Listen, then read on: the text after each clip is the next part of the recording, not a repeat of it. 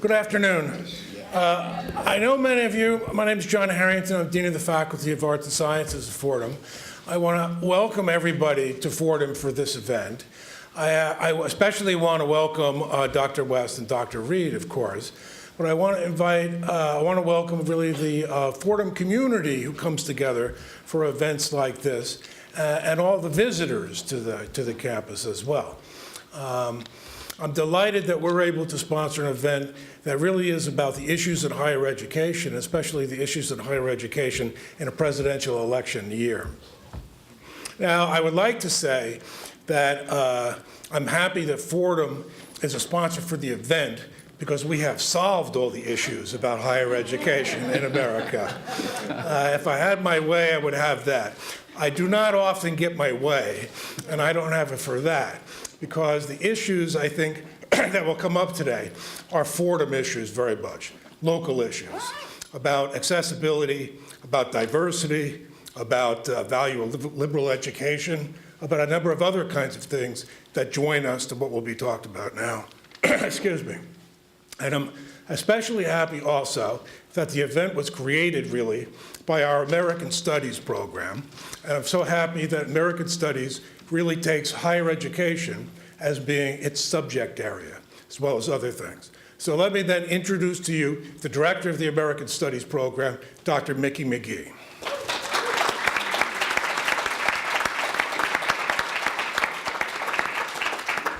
Thanks so much, John, and welcome to everyone.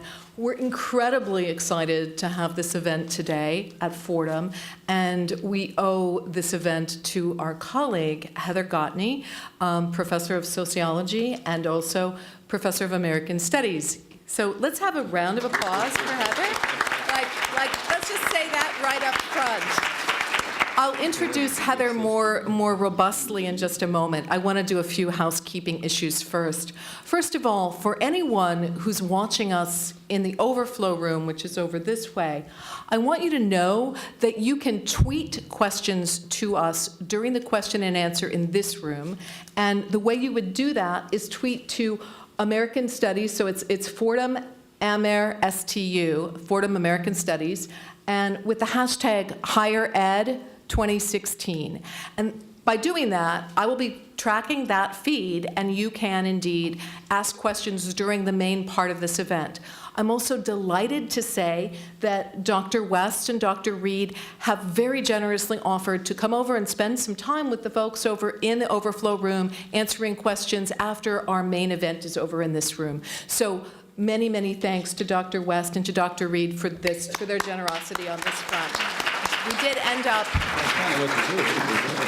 end up with a wait list last night of 160 people. So at this point, I want to introduce to you Dr. Heather Gottney. Dr. Gottney is a scholar of social movements.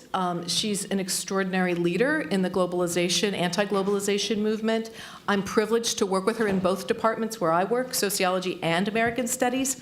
And I'm also privileged to say that we enjoyed the benefit of free public higher education, or nearly free, as we're both CUNY Graduate Center alum.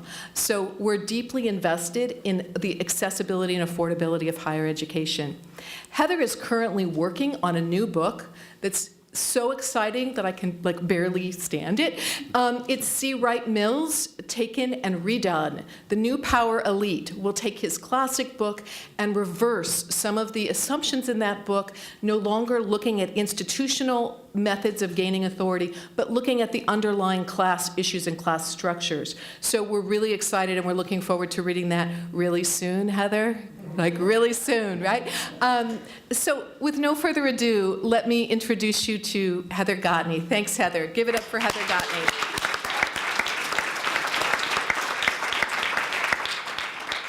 Thank you. That was very embarrassing. My face is red.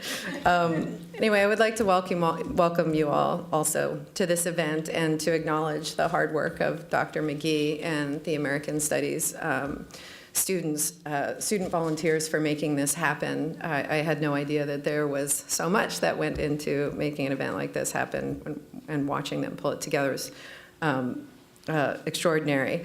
Just a couple words of introduction about this event. This actually sprung out of an initiative that Dr. Reed and I co-founded several months ago in August of 2015 called Higher Education for Bernie, which now includes nearly 1,000 professors, journalists, college administrators, faculty union presidents, students, and their parents. So it's a kind of consortium that's operated as a policy think tank for the Sanders campaign, and also a forum for discussing his free public higher education platform. But it was always our intent that this project would be something that would transform into a kind of activist network on higher ed issues that would continue past the election, despite whoever gets elected. We hope to be fighting for some of these issues that we'll be talking about today, long after the election. This mandate led us to sponsor a series of events around the country at the University of South Carolina, Yale, Franklin and Marshall, the University of California, and various others to stimulate debate on some of the most pressing issues in higher education, from student debt to retrenchment and faculty salaries, and public education to the tenure system, adjunct issues, and so on. For several of these events and in the early formation of the network, we have been blessed with the support and participation of Dr. West, who, as you can imagine, has elevated our project in many important ways. I cannot tell you what a real pleasure it is to bring this event here to Fordham, to my home institution.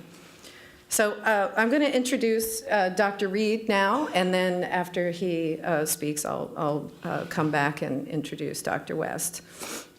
Dr. Adolph Reed is a professor of political science at the University of Pennsylvania and has taught at Yale, Northwestern, and the New School for Social Research. He has published several books on American politics, race, and inequality, and written countless essays. Oh, sorry, I over here. Countless essays, many of them incisive and provocative, if you know his work, for a wide variety of well-known outlets, including Harper's, The Nation, and The Village Voice. Dr. Reed was a founding member of the Labor Party and has been a longtime leader for civil rights and free public higher education in the United States.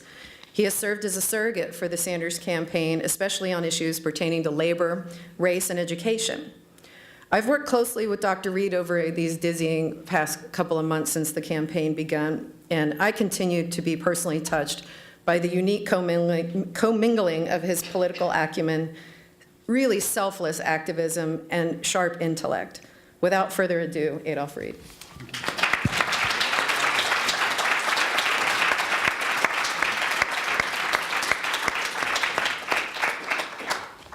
Thank you. Hi. Yeah, I want to begin by thanking, I'll put this down here. I'll trust myself. By thanking Dr. Gottney, Dr. McGee, Dr. Harrington, and all of you for coming out here. And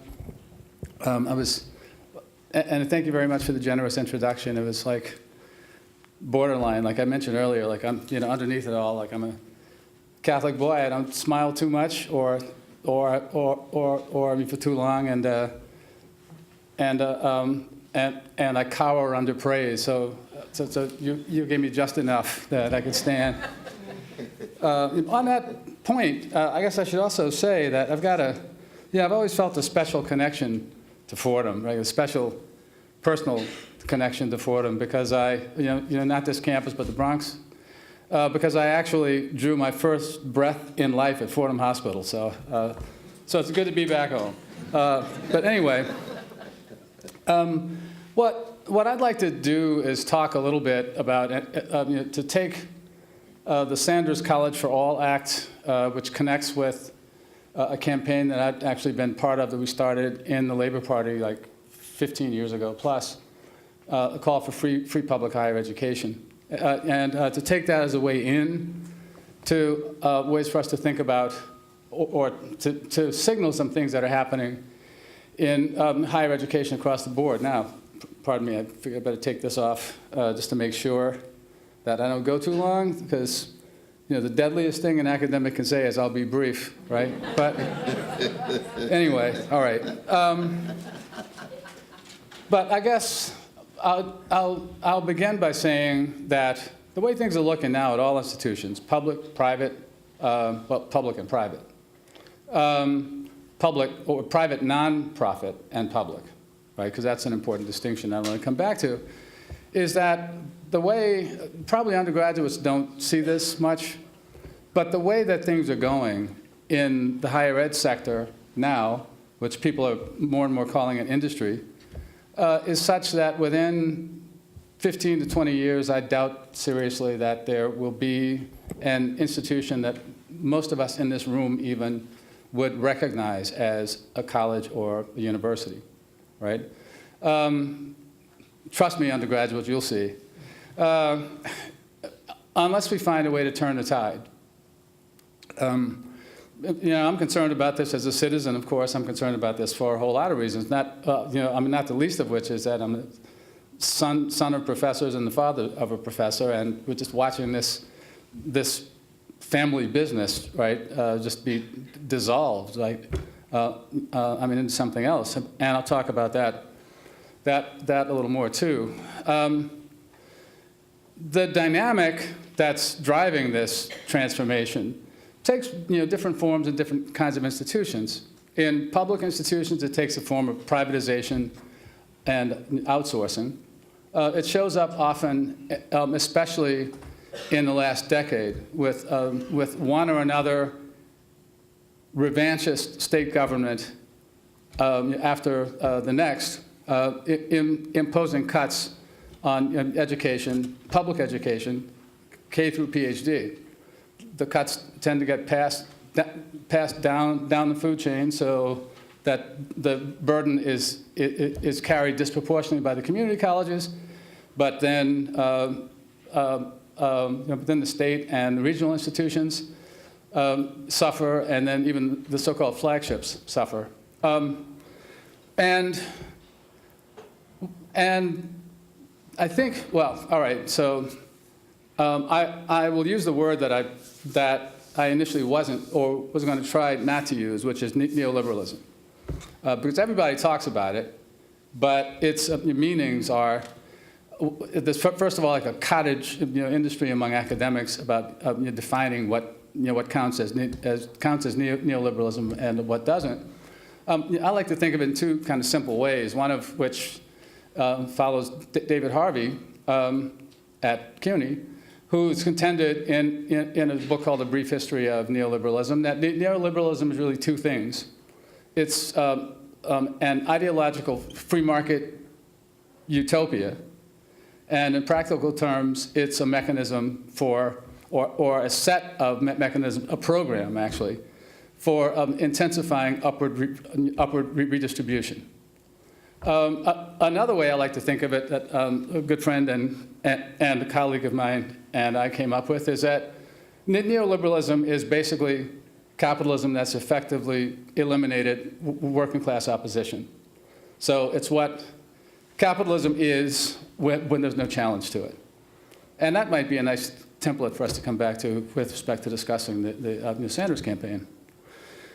But this social, political, and economic order that's taken shape over the last 40 years or so comes in two forms, like the Republican form or conservative form is just blatant. So, well, we're going to cut public spending on social services and use government to intensify upward redistribution.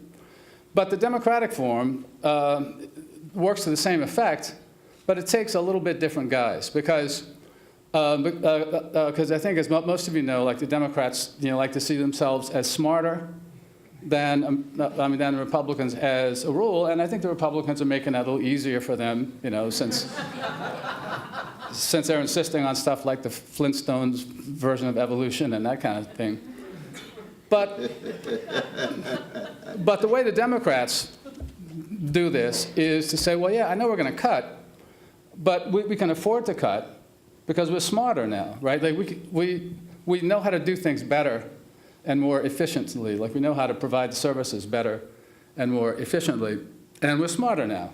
So we can do more with less. right? And I'm sure everybody in the room has heard that mantra at some point in your conscious lives, right, over the years. You do more with less. Well, the fact is, as the architect, Buckminster Fuller said, you don't do more with less. You do more with more. You do less with less. That's why they call more more, and they call less less. But how this has gone, right, is like a steady bleeding of public institutions of all sorts. I'm not just talking about education, K through PhD or anything else, but the idea of a public, right, that there is a public, right, and there's a public good, or there are public goods, and there's a public that's greater than the sum of all of us random individuals out here, is increasingly being marginalized in American politics. And that's also bipartisan. And I apologize for venturing a little bit like into partisan rant, but one of the lines of distinction between Secretary Clinton and Senator Sanders is that where she permits herself her approach to policymaking to be governed and driven by the principle of what we can afford, whoever the hell we are, and that's an open question too. His insistence is that we need to figure out or make some determinations about what kind of society we want and then figure out how to achieve it, right? And what that means is we can't let ourselves, our social imagination or our moral, our moral capacities be shaped by an accountant's understanding of what we can afford and can't, because the question does immediately come to who the we is, right? And as Senator Sanders has said about health care, about access to higher education, about a $15 an hour minimum wage, that there are a lot of people in a we that can't afford not to have those things. And I think that this election year has thrown into relief the extent to which that is not only true, but also the extent to which great numbers of people, even many who've become alienated from active participation in politics, are excited and are prepared to declare what it is that many, if not most of us in the society can't afford not to do. All right, so in a way, that's almost kind of a long wind-up to making what with a couple of points about the state of public higher ed, or the state of public ed, punto, and public higher ed in particular, and why I think it's vitally important for us to draw a line in the dirt and to contest over a vision of higher education that connects with broadening the minds the minds of the population, because higher education doesn't have to be something that occurs in your life between 18 and 22, or 18 and 25 if you're a slouch or have to work too hard. But it's a public good that should be available to everybody in the country, as far as interest and ability to perform can take you. And that's the principle of both the College for All Act and our old campaign for free higher education, that access to higher education should be available to every resident of this country as a right. That is, without constraint by ability to pay. And since it's the government, and the federal government in particular, that is the guarantor of rights, well, maybe not the right to chicken done right, but the guarantor of rights of all other sorts, then it makes sense that the federal government should take responsibility for providing this vital public service, or public good, right, to people. And therefore, the call is that the federal government will pay all tuition and fees for everyone enrolled in public colleges and universities, 2-year, 4-year, full-time, part-time. Now, that might sound like a lot of money or costly. In fact, it's not. It's really laughably cheap. I mean, I haven't been tracking the numbers on a daily basis by any means. I'm not that kind of political scientist. But what I do know is that the last time I checked, about a year ago, that the total cost for all students who are enrolled in public institutions is a little upwards, or somewhere between $80 and $85 billion a year, which sounds like a lot of money for most of our banking accounts, right? I could pay off my mom's mortgage and, and have a beer every night or something. But from the standpoint of the federal government, that's laughably cheap, right? That's less than 2% of the federal budget annually. And that takes us back. And like when we were doing this before, like we had a lot of ways to suggest that it's possible to pay for a program like this. You can close just a select group of tax breaks on corporations. One of my favorites is, how many people in the room know that the profits that U.S. corporations, U.S.-based corporations earn on their overseas investments are taxed at a lower rate than the profits that they earn on their domestic investments, right? Talk about capital flight. So you close that loophole, it gets a lot of money. But the point is, our point was always, we don't need to have cutesy economists working out like elaborate ways for us to pay for this because it's so cheap. All you have to do is like close a few existing tax loopholes in the federal budget here to pay for it. So Senator Sanders is a more responsible person than I am, so he actually proposed a way to pay for it. That's also pretty neat, although it's kind of a gutsy thing to say standing in Manhattan, but a small tax on financial sector transactions could produce, and I mean like a 50-cent per transaction tax, right, something on that order, could produce more than enough revenue like to offset this program. So all that's lacking is political will. Another objection is that, well, that's not how we do things in America, right? I mean, I don't feel that coming off this audience, but it may be lurking out there somewhere, or if you get excited and mention to somebody else, I can guarantee you, like you'll hear it. But that's not even true, right? I mean, that's not even true. When the post-World War II GI Bill of Rights, the Servicemen's Readjustment Act of 1944, which was not even like a Democratic or a New Deal bill. It was written by a Republican governor of Kansas who was a former president of the American Legion. You don't get much more non-liberal, squishy Dem than that. But the country faced an objective problem. There were 12 million men, almost all men, close to 12 million men and some women who were overseas and were going to come back to be demobilized into an economy that didn't have enough jobs for them, right? Because the economy was also downsizing, right, from war production. So the GI Bill of Rights proposed in part to absorb some number of these returning veterans, and actually the number was 8 million, which included my father, who was at NYU, actually, when I was at Fordham, right, I mean, back in the day.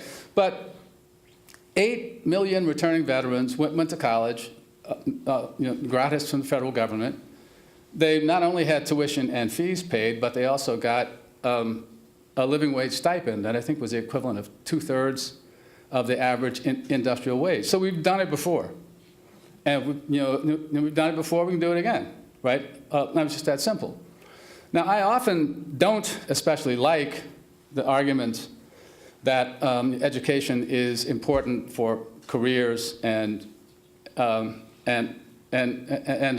financial success, and I'll be happy, I'll just toss that out there like a small cherry bomb, and maybe we can talk about it later, right? Because it's like heresy, to say that. But what we do know is that access to a real education, to a serious liberal arts education, is important for civic awareness, right? I think, I mentioned a little while ago the Flintstones theory of education, or rather evolution, and I think that's what you get if you don't fund and make easily available higher education, right? I don't know if any of you have seen the movie Idiocracy, but that's starting to look more and more like a documentary than a parody. And I'll say one other thing about the reason that I don't like what I've called, human capital, defenses like of education. They feel like they're effective, right? They feel like they're effective, within the context of the dominant ideology about why we should do anything, right? The only reason you should do anything in this country is to help you make money, or to be successful, right? Or to be financially successful. But that was never actually completely true. And now it's the human capital defense of higher education is not only not true, it's our enemy, right? Because it belongs to the private for-profit so-called colleges. And if you want to get a snapshot of the the steady debasement of public understanding of what the idea of education is, right? It's a supervisor's paradise, basically. But just watching the commercials, I'll confess, I watch some judge shows, not all of them, so just a couple of them. But during those, you see a plethora of ads for ITT Tech, like a bunch of others, that don't even talk about learning, right? That don't talk about anything like that. And they're touching, they're poignant, right? I can't stand those places. They're the next thing to payday loans, but I find myself being moved by the ads because they sell access to a lifestyle, right? And that if you come and let us rip you off, right, you can have a spouse and 2.2 kids and a dog and a boat and a house with a picket fence. And that's literally the thing they do. And you won't have to take a boring, stupid poetry class along the way to do it. You can do it in 2 years. And they are, I think a lot of people know that they are tremendous contributors to the student debt crisis. And this is an industry that could not exist if the federal government, bipartisan, didn't authorize them to get federally authorized, student loans. Okay. So anyway, I know I'm going on about this, but what it all comes together around is that, and I understand that, two things. I'll try to finish one point before I start the other, but this is like you're in my lectures at my institution. That the point I was going to make is that the College for All Act doesn't speak directly to private institutions like Fordham, and I can feel the ripple about that, right? What it does do, though, there are two reasons that the focus on public institutions, at least initially, makes sense. One is what I've been saying, that the idea of the public is I think, maybe the key battleground, like in American politics now, right? The idea that the federal government, which has, by the way, funded every bit of economic development that there's been in this country since the British were here. But that the federal government has a role to play, just as state and local governments do, in providing for the welfare of the populace. And we need parks, we need libraries, we need decent paying paying jobs for public servants. We need post offices, and I mean, God forbid, one of the greatest or most expressive travesties of the state of American political debate now is a contention that we should eliminate the U.S. Postal Service. I mean, how can you have a nation, right, without a postal service? But anyway, so fighting for the public sector and the idea of a public is ultimately good for all of us, for public institutions as well as private institutions, or I mean non-public, well, yeah, for private institutions. The other point to make about that is that, you know, from a cost accounting point of view, at least with respect to getting the foot in the door, roughly 80% of all people who are in college attend public institutions. If you extend the benefit at least initially to privates, then it doubles the cost adds less than a quarter more coverage. It's also the case that the College for All Act in particular has mandates for loan forgiveness and for reduction of the gouging, right, of the Soprano family version of, you know, how to fund higher education. And that also helps people like in private institutions.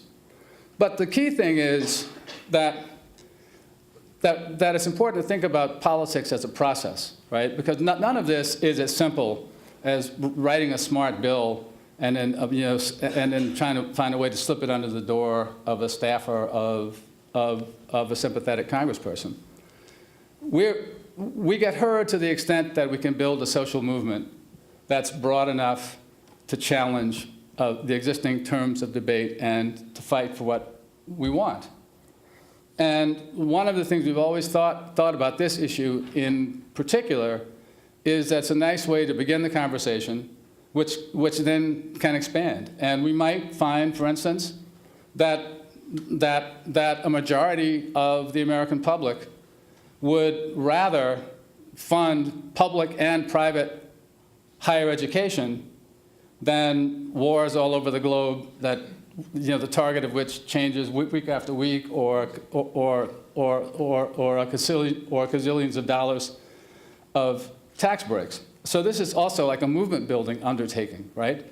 That's really about starting a conversation among us, right? That's not mediated by CNN or MSNBC or Fox or like any of the rest of the corporate newsfotainment industry, as I sometimes call it. But among us as the people who are on the receiving end of these policies. And I'm going to close in a second, but I want to leave like two illustrations of the kind of thing that can happen when people begin to move and have space to express their voices. One,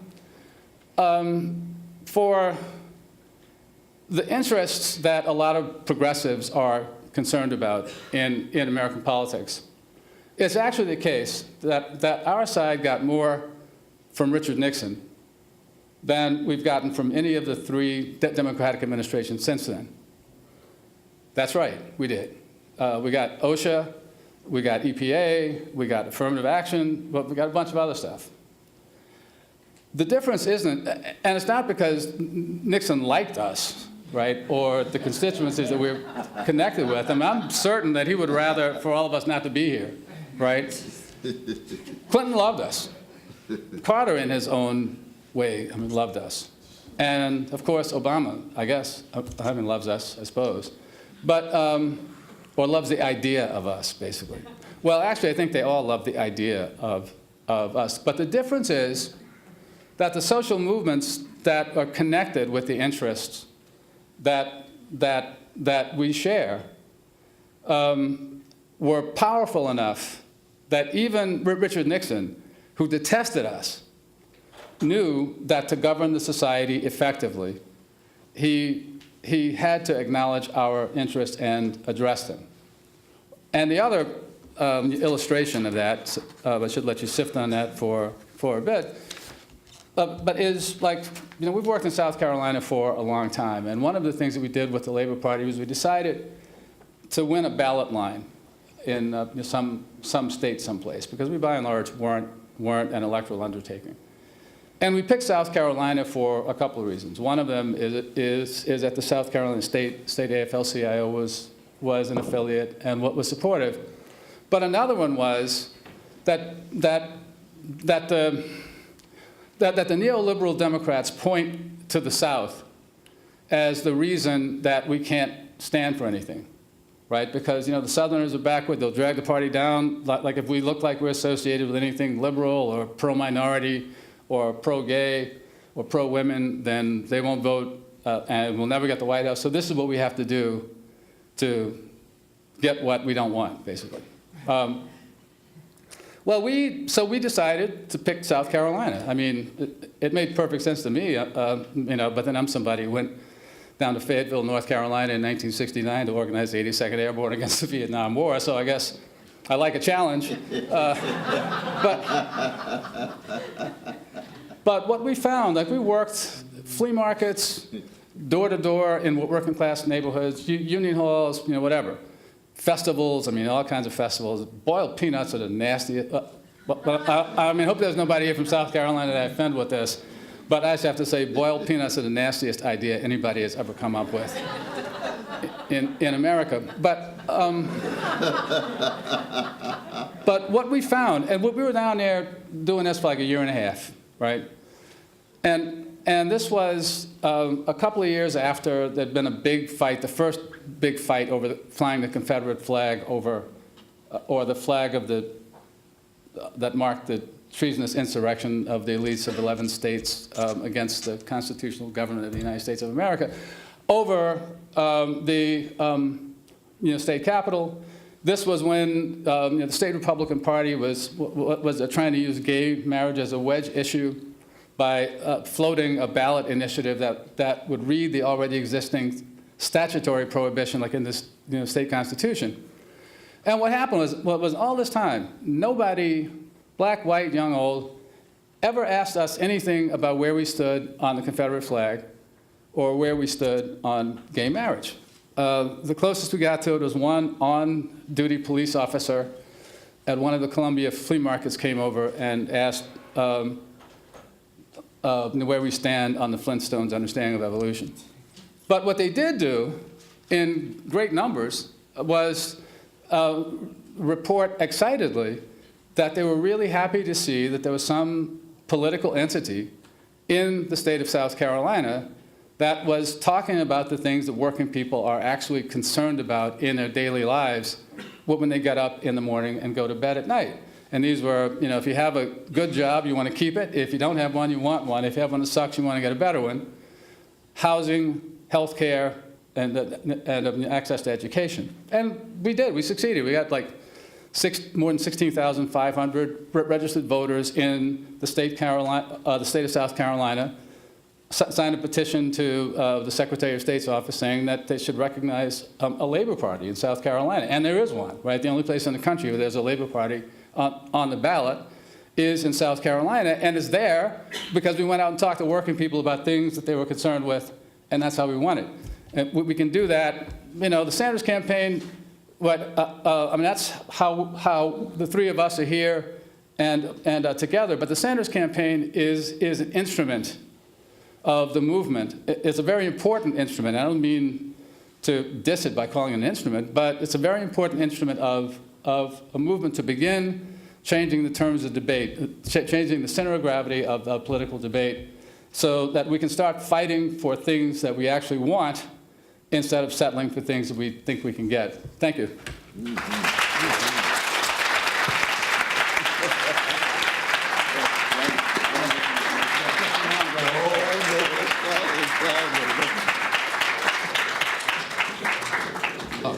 Yeah, thank you. I just remembered it wasn't here.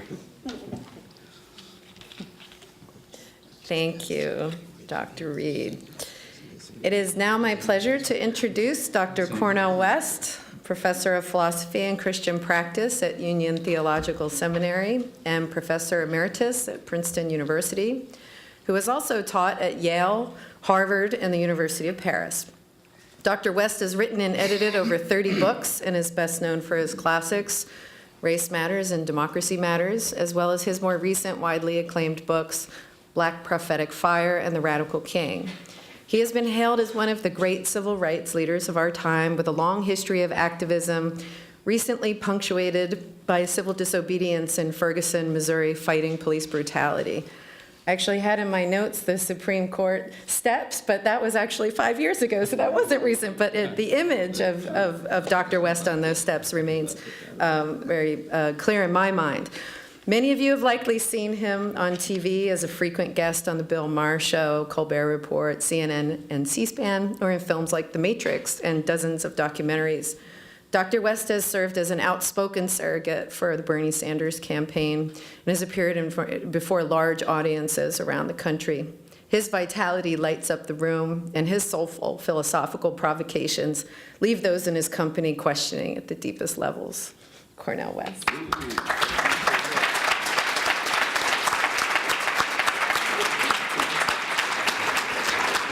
Oh, what a blessing to be here. I want to salute each and every one of you for coming out this afternoon.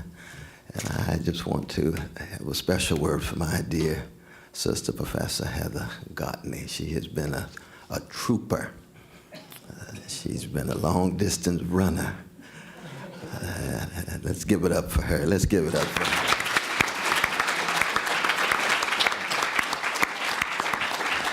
I want to thank my new sister, Professor Mickey McGee, who is head of American Studies. Indeed, indeed, indeed. My brother, I don't know whether he's still here, but Dean Harrington's been very kind, and Provost Friedman as well.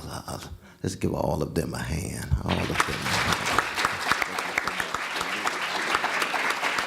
Anytime I get a chance to be in the same room with my dear brother Adolph Reed Jr., he's not only the leading political theorist of his generation, he's a truth teller. He's not afraid to cut against the grain. He's not afraid to call into question a kind of superficial popularity in order to preserve his integrity. He has been at it now for over 50 years, as young as he looks. Let's give it up for my dear brother, the one and only Adolph Reed Jr. Adolph Reed Jr., strong as ever.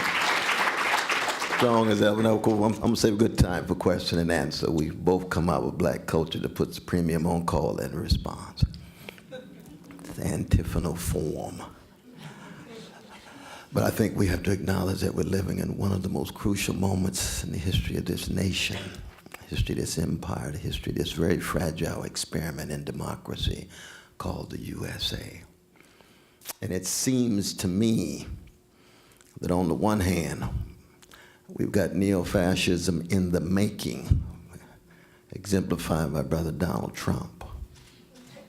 That's a lethal fusion of big money, big banks, big corporations, xenophobic scapegoating, highlighting the vulnerable but afraid to confront the most powerful, be it Muslim brothers and sisters, be it Mexican brothers and sisters, be it gay, lesbian brothers and sisters, be it blacks, be it Jews, all of those traditional candidates that go hand in hand with the scapegoating impulses of our culture, and it's tied to a militarism abroad.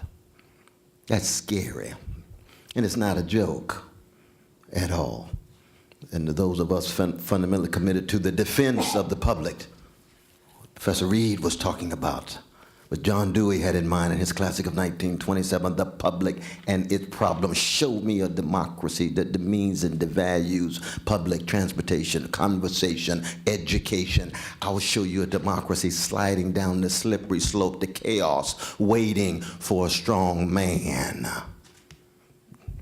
Just like it can't happen here, the 1935 classic of Sinclair Lewis with Bud Windrip. The classic on American fascism. We already saw it in Plato's Republic, where Plato said what? Democracies are characterized by unruly passion and ubiquitous ignorance. They are rescued only by a tyrant. The reason why we reread Plato, not because we necessarily agree, he provides one of the most profound critiques of those of us who have the audacity to believe in the capacity of those Sly Stone called everyday people to govern themselves and rule their society, the rule of the demos. My God, what a challenge it is. Stark contrast. The neo-fascism in the making is the neoliberalism in place. We got marvelous analysis. He could go on, and I could just listen to him all day. Have a problem, public problem, financialize, privatize, militarize. That's what we've been wrestling with for 40 years, both parties. No matter how colorful with Brother Obama, no matter how mediocre Brother George Bush, no matter how saxophone playing with Brother Bill Clinton, the neoliberalism still in place. And the shrinking of commitment to public things, public goods, public communion, public conversation, cultivating the capacities requisite to enter public spaces without humiliation, and to be able to engage in deliberation about the things that bring us together. That is the slow demise of democracy within a substance. As more and more becomes just a rhetoric that people deploy as Wall Street powers expand, as the national security state escalates, as public policies around the world unaccountable. Where is the transparency on the drone program? I want to know about those 237 children who have been killed by the bombs dropped by U.S. drones in my name. Lack of transparency. That's an issue of public as well. Because I'm old school. I believe that a precious child in Yemen and Somalia and Pakistan and Afghanistan has exactly the same value as a vanilla child in Newtown, Connecticut, or a brown child on the east side of Los Angeles, or a Jewish child in Tel Aviv, a Palestinian child in Gaza. Where is the accountability, at least to have the conversation? That's in part what we're talking about. But then there's the neo-populism of Brother Bernie Sanders. He called himself a democratic socialist. That's not true. I'm a socialist. I know what a socialist is. I'm a revolutionary Christian first, so don't, my politics come as a result of what it means to try to have a steadfast commitment to the plight and predicament of the least of these, the orphan and the widow, the poor, the working classes, the women wrestling with domestic violence and patriarchal attacks, working people, mistreated, exploited by bosses, very little capacity to shape their destiny. That's a moral and, for me, a spiritual orientation. But a democratic socialist is one thing, a neo-populist is something else. My dear brother Bernie, we spent much time, we continue to spend time. I love him, I respect him. But he's running a neo-populist program. If he ran a democratic socialist that I'm talking about, he'd probably still be at 3%, where he started. So I understand his move, but we have to just be intellectually honest and candid.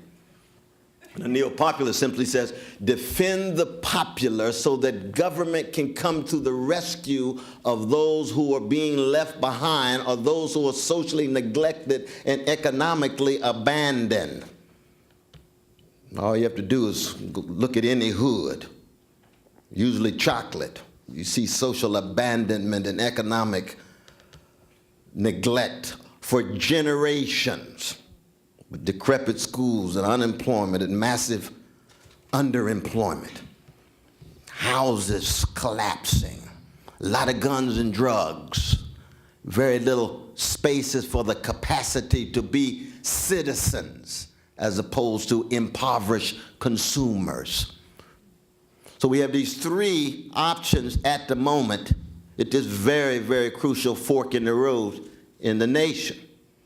And when you talk about education, you're not in any way just talking about schooling. I come from the classical tradition of the Greeks who said paideia, P-A-I-D-E-I-A. That's deep education, not cheap schooling. Democrats are concerned about how values and virtues are cultivated to produce something called active citizens with a critical sensibility and open-mindedness, a sense of vulnerability, acknowledging they can be wrong as they try to sustain something very fragile in the history of our species, which is a democratic experiment. That's why there's so few of them. And they tend not to last too long in human history. And that's why the John Deweys and the Ella Bakers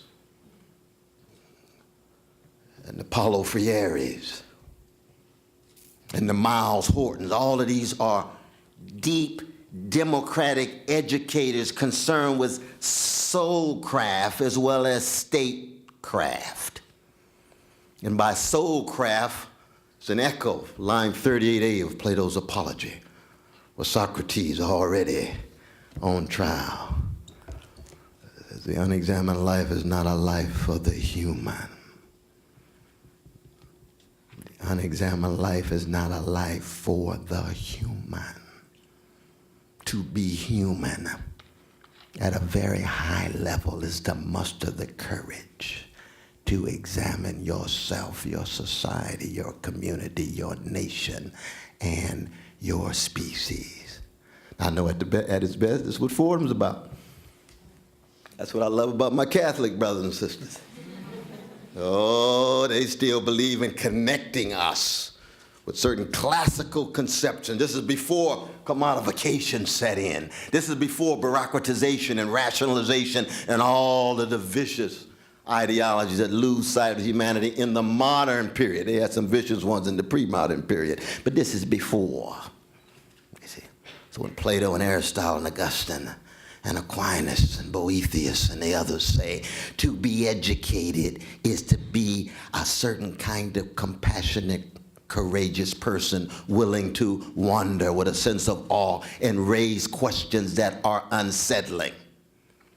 But in a market model of education, it's about schooling. You just gain access to a skill, make some connections and hookups so you can live large in some vanilla community with your nice little job and your trophy spouse.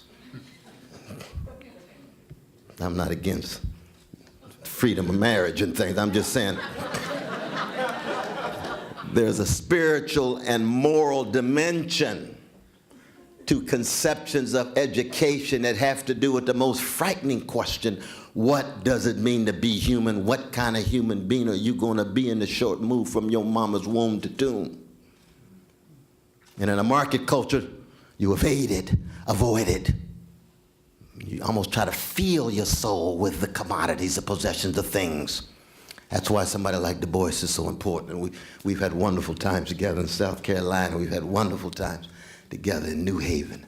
A wonderful time today in New York. But anytime you talk about education, you talk about making certain kind of judgments. The great Immanuel Kant says examples are the go-kart of judgment. You think of an example like W.B. Du Bois, his text of 1957. The education is about 4 questions. How shall integrity face oppression? What does honesty do in the face of deception? What does decency do in the face of assault? What does courage do in the face of brute force? To be an educated person who has a certain kind of democratic soul craft is to put a premium on courage in order to be honest, decent, and involved in a quest for intellectual, moral integrity in an age of cupidity, love of money, everything for sale, everybody for sale, not just the politicians, the lawyers, the doctors, the professors, the hip-hop artists, the televisual actors and actresses, money all the way down, Wu-Tang Clan, Cream, Cash rules everything around me, but that doesn't have to rule me, it's around me. Because if you're tied like Du Bois was, to a quest for integrity, honesty, decency, and a sense of courage, then you're on the way to what education at its deepest level of democratic soulcraft is about. Then maybe we can then begin to democratize the culture, the society, and the nation state, so the demos has some accountability to the resources produced. Young brothers and sisters of all colors, when I was your age, 20, 21 years old, 1% of the population owned 19% of the wealth. Today, 1% of the population owns 41% of the wealth. You think about that. I always remind my right-wing brothers and sisters, go on Brother Sean Hannity's show or Brother Bill O'Reilly's show. Oh, here come Brother West. He's a socialist. He's always talking about redistribution. I said, there's been a massive redistribution of wealth from poor and working people to the 1%. It's what Brother Adolph said and what Professor Reed said. Yes, I am for redistribution downward. Sound like communists. What do you mean by communist? The word doesn't scare me. Some of my best friends have been communists. I don't agree with them if they're authoritarian. I don't agree with them if they promote repression and regimentation the way I see it in the Soviet Union. But if they're talking about a vital public good and public conversation, I don't care what they call themselves. They have to meet the Socratic test. This is not about ideology. This is about integrity, honesty, decency, courage, and keeping track of the least of these, especially the children. And that's always a measure. There's no accident, for example, 47% of black children under 6 live in utter poverty in this nation, in the richest nation in the history of the world. Some more disgrace is spiritually obscene. And it's higher now than it was 8 years ago. People ask me why I'm critical of the black president. Please. Franz Fanon said what? Don't show me the color of your skin. I want to know whose power you serve. I want to know what kind of policies you generated in terms of who's benefiting, who's not benefiting. No accident every 28 hours, a brown person shot by a policeman, security guard for the last 10 years. You got a black president, black attorney general, and a black homeland security, and yet not one of those policemen went to jail? It's a Keith Sweat moment. Something just ain't right. Because it's a question of morality and spirituality. It's not a question of skin pigmentation. It's a question of education. What kind of human being you're going to choose to be? You're willing to try to tell the truth. That's what integrity is. And the condition of truth is always what? To allow suffering to speak. That's true about yourselves. True about myself. There's no truth about ourselves if you avoid your own suffering, your own wounds and scars. You better confront it, acknowledge it, and wrestle with it. So it is with America. 2 years ago, there was a brother who got shot down like a dog. 2 days ago, 48 years ago, a brother got shot down like a dog. His name was our dear brother Martin Luther King Jr. We should never forget. Not because he's God, not because he's deity, because like Du Bois, he decided in the best tradition of paideia, the best tradition of education, that he was going to aspire to integrity, honesty, decency, and courage. And when he died, what? 72% of Americans disapproved of him. 55% of black people disapproved of Brother Martin when he dies. Younger generation don't ever think that people had a love affair with Martin Luther King Jr. just because Martin Luther King Jr. had a love affair with you. It doesn't work that way. Malcolm X only had 6% approval among black people. Now everybody loves him. Meaning what? To be educated is in some ways, in the wonderful words of my dear brother Arthur Miller, whose house Du Bois bought in Brooklyn because they wouldn't sell it to a black man, but Arthur Miller stood in for him. And Arthur Miller, of course, one of the greatest artists of the 20th century, and Death of a Salesman. And All My Sons, we had a play called The Misfit. And to be educated is in some ways to be a misfit because you refuse to be well adjusted to injustice. That's what critical consciousness is. That's what killed Socrates.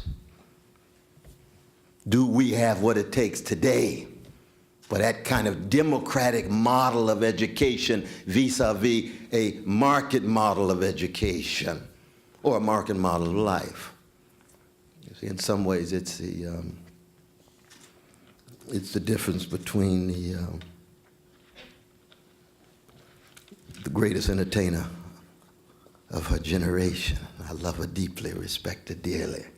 Her name is Beyonce. But she ain't no Aretha.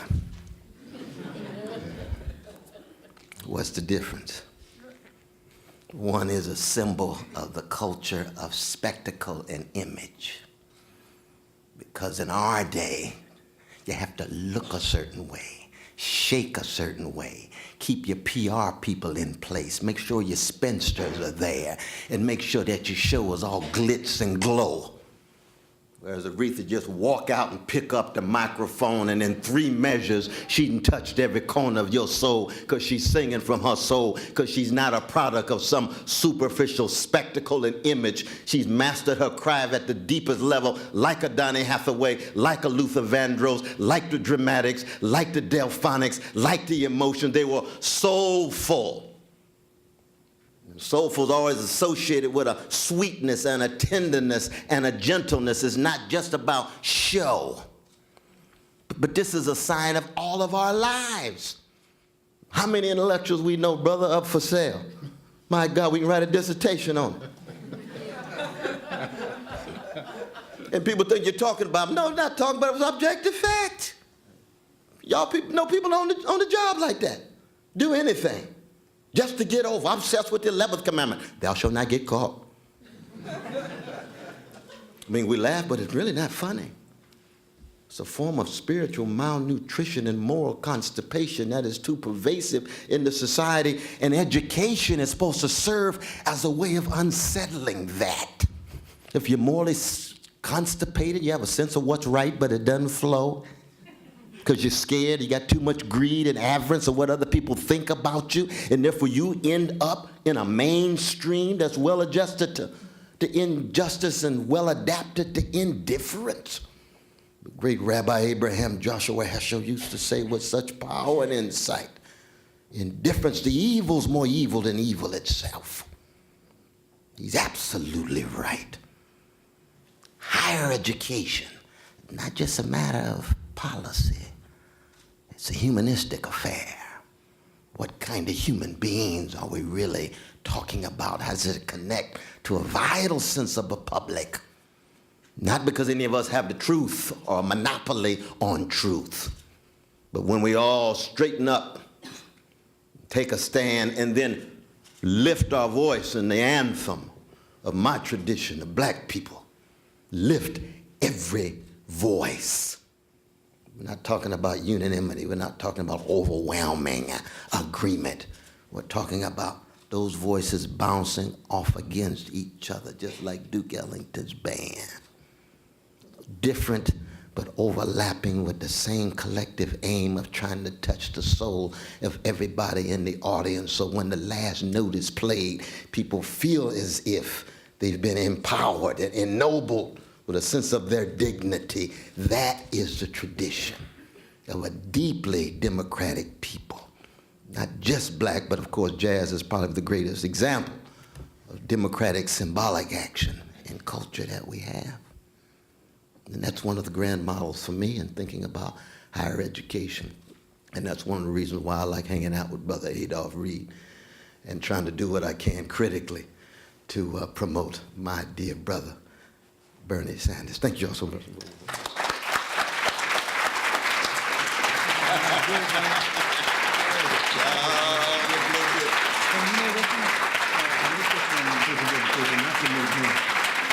That's the board. Yeah, absolutely.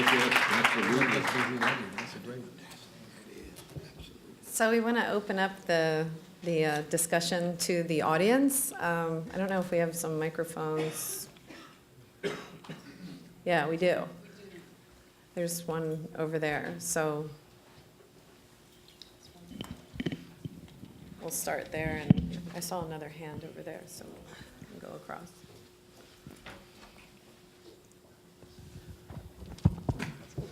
Hello. First of all, thank you both so much for coming out. It's really a pleasure. I'd really love to know briefly from both of you, so I'm a student here at Fordham. Believing in the philosophies that you guys propound, what can a student do in our daily lives or over the course of the next year, beyond our vote solely? What else could we do in our daily lives to promote these ideas?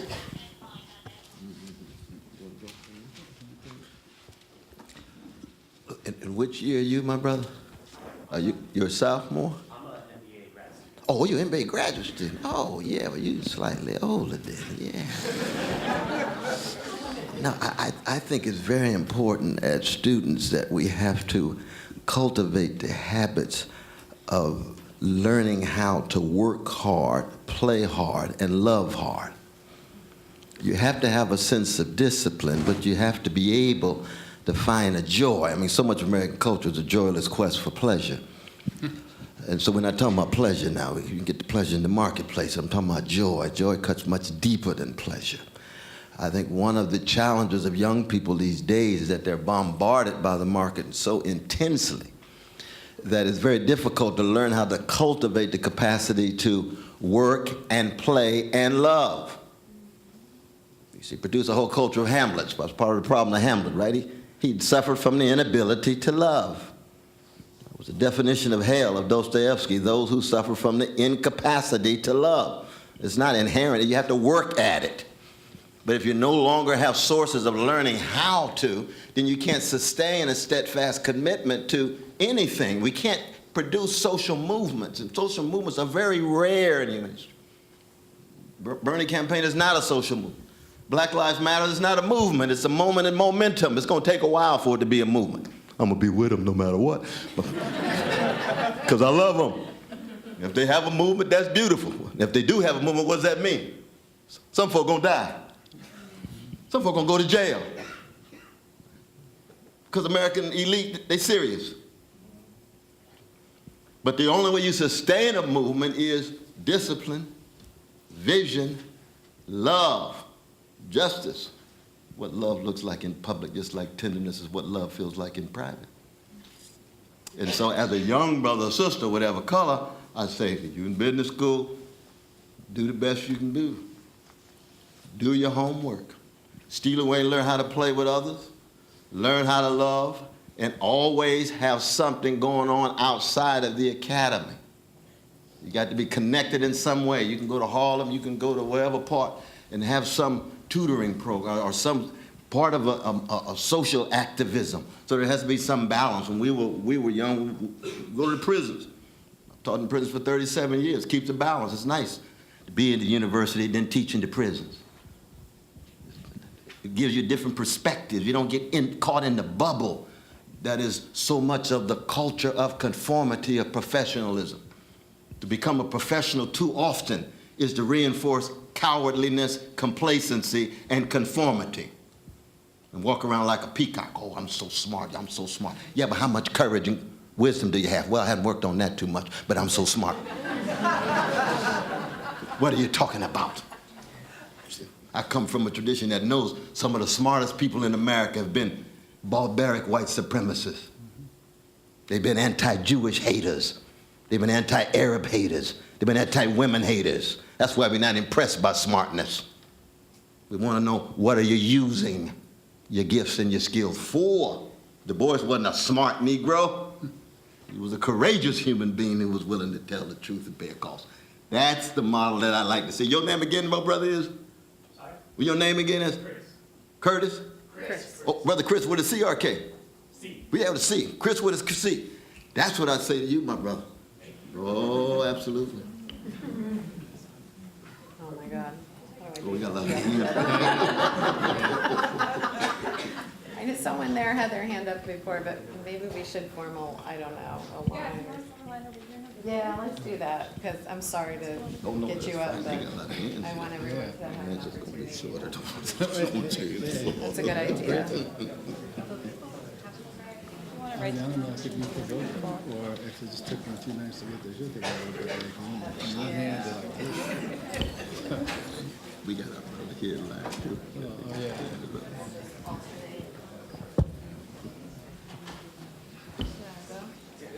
Thank you so much, Professor West, Professor Reed, for being here.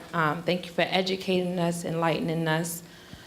I'm a 3L. I'm in my last year of law school, and I plan on practicing criminal defense. And so I completely understand the role that race and gender plays in the criminal justice system, and how being in prison, how that has disproportionately affected the Black community, the Black and brown communities, and how racism plays a role in that. Bernie Sanders, one of the points of his campaign has to do with breaking down structural racism, and how ending structural racism will allow economic justice to succeed. And my question is, if Obama, as a Black man, couldn't really dismantle institutionalized racism, why are we looking, or why are many people looking to Bernie Sanders to be able to dismantle institutional racism? Are we saying that because he's a white man and white people created racism, that only they can end racism? Or what does it mean for us to say that he can change race relations as a white man, and putting that power in him? And your thoughts, There you go. please. Jump right on. Thank you. Thank you so much for that question. Yeah, thanks. I'll say a couple things. One of them is, I often say this about Barack Obama. I mean, it's often better to be lucky than good. And I was lucky in the sense that I just happened to be, in effect, in the birthing room at the outset of his political career, because I lived in the state Senate district, was very close to the incumbent in that seat, and just saw the emergence, the evolution, and the act, basically, of the phenomenon or the persona of Barack Obama. And it's kind of funny. It was really interesting watching what happened in '08, because the fact of the matter is that Obama really never has been anything other than a neoliberal Democrat in the Clinton mold. And one of the ironies of the '08 campaign was that the big Wall Street money, which Obama got more of than anybody else did, made a determination that Obama would actually be a better representative of Clintonism in 2008 than Hillary Clinton was. So that's preliminary to saying that, well, one reason that Obama wasn't able to do anything like that was that he didn't really want to, and didn't really try to. But the rest of your question, I want to take it seriously, because I think there are a couple of problems. One thing is that I don't think that we should be looking to Bernie Sanders to end structural racism. That's right. And I'll tell you why. Because for one thing, it's not really clear what structural racism is and what people mean by it. And therefore it's not really clear what it would mean for him to end it, right? I think there's Will Cuppy in this great book called The Natural History of Nonsense, I believe it was. No, The Decline and Fall of Practically Everybody. In his chapter on Pericles, said that Pericles went to the island, wherever the Minotaur was, I forget these things now, and brought back the bones of the legendary hero, whose name I also forget now, who had slain the Minotaur, or was slain by the Minotaur. This just shows how inadequate my classical education is. But he said in a footnote that as X was a myth, he probably didn't have any bones, but Pericles brought them back anyway.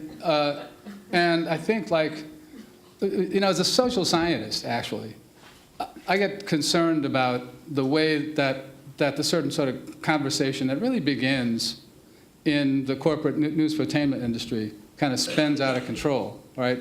And I think this is a phenomenon going back to the Clinton administration when Bill Clinton started talking about how we need to have a national conversation about race. And there were two things ironic about that. One was that he picked it up from Lonnie Guinier, whom he tossed aside, kicked to the curb.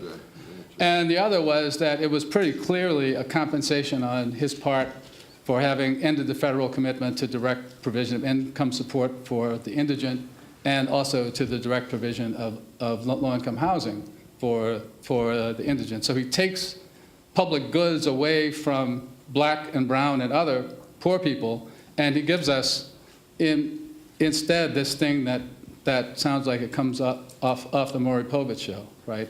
A national conversation about race.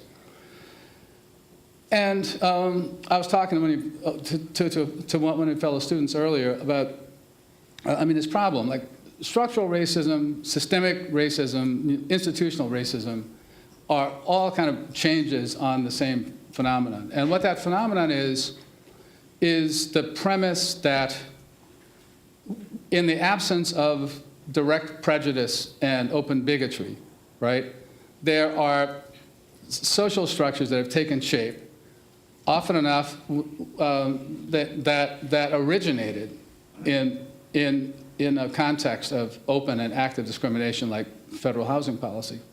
And then eventually come to reproduce themselves absent the open prejudice and the bigotry, right? And continue like to reproduce racially invidious outcomes, right? Without the intervention of conscious racial intent, right? And I don't want to go too far in the weeds on this, but there's a reason that way of talking about inequalities that appear as racial disparities became attractive like in the mid and late 1960s. That had to do with the nature of civil rights law and what was actionable and what wasn't. Like, I'll give you one illustration, though. Like in the late 90s, I was an expert witness team for the Tenants Council at the Cabrini Green Housing Project in Chicago that sued to stop a displacement plan, Hope 6. It's a wet dream for real estate developers, under the guise of social policy. Chris Romberg, that reminds me, man. What I just taught chapter 6 of No There, my undergraduate class, and yesterday the kids love it. It's such a clarifying moment for them. I should kick back some of my salary. But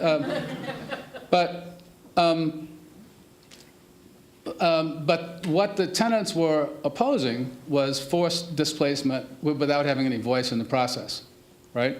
But there was no statute that enabled them to sue on those grounds. They had to sue under the 1968 Fair Housing Law. That meant that they had to construct the briefs around discrimination against 3 protected classes, right? Blacks, women, and I think children, or maybe the elderly. But so that's what I mean about like the instrumental appeal or utility of the constructs, institutional, structural, and systemic racism. I think that what happens, though, is that, and again, like I blame a combination of the corporate newsfotainment industry and a lot of our colleagues who seek to produce the sound bites, to get the MSNBC slots, although I guess that playhouse is over now. But it feels good, right? I mean, it feels good as a charge, right? But it really doesn't help us understand anything, right? And it really doesn't help us understand the nature of the inequalities, or even the dynamics through which the inequalities are reproduced, right? A friend of mine and I, did an article a few years ago that critically examined what we call the literature of the racial disparity, and we're going to do a book on it eventually. But a problem is that, it's easy to leap analytically from seeing the manifest, or what looks like, right, the manifest reality of a racially invidious dynamic that's working out. From the standpoint of trying to remedy it, what we call it doesn't, or what we call it, right, ought to help us, ought to help point us to ways of addressing it. A notion like eliminating structural racism just makes me feel like I should do like this, right? Because it's just, because that's what it's like, right? I mean, because it doesn't really diagnose the phenomenon. Like, I'll give you another illustration of this. It's classic.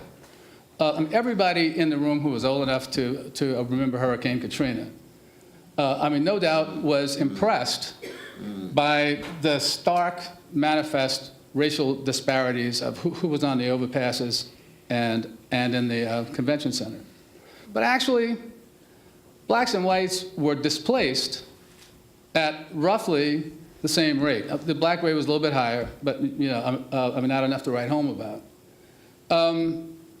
More whites actually died at a slightly higher rate, but again, not enough to account for anything. And all the way through, like a better predictor, like displacement is, was determined by the water, basically, right? So, I mean, that was a bit of an equalizer, like the affluent Lakeview area was inundated precisely to the same extent that the lower Ninth Ward was.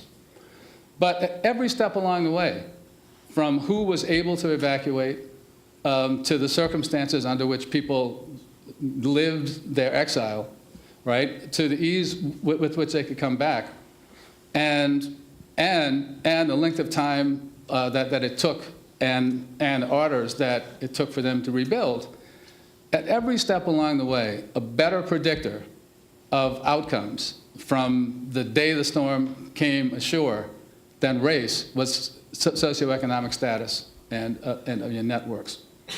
And since I'm here and I'm out on his limb already anyway, and I've been inspired by my prophet buddy next to me, I'm just going to say this: that it seems more and more to me, right, that especially as the voices that insist that we understand all inequality that connects with Black Americans in any way whatsoever,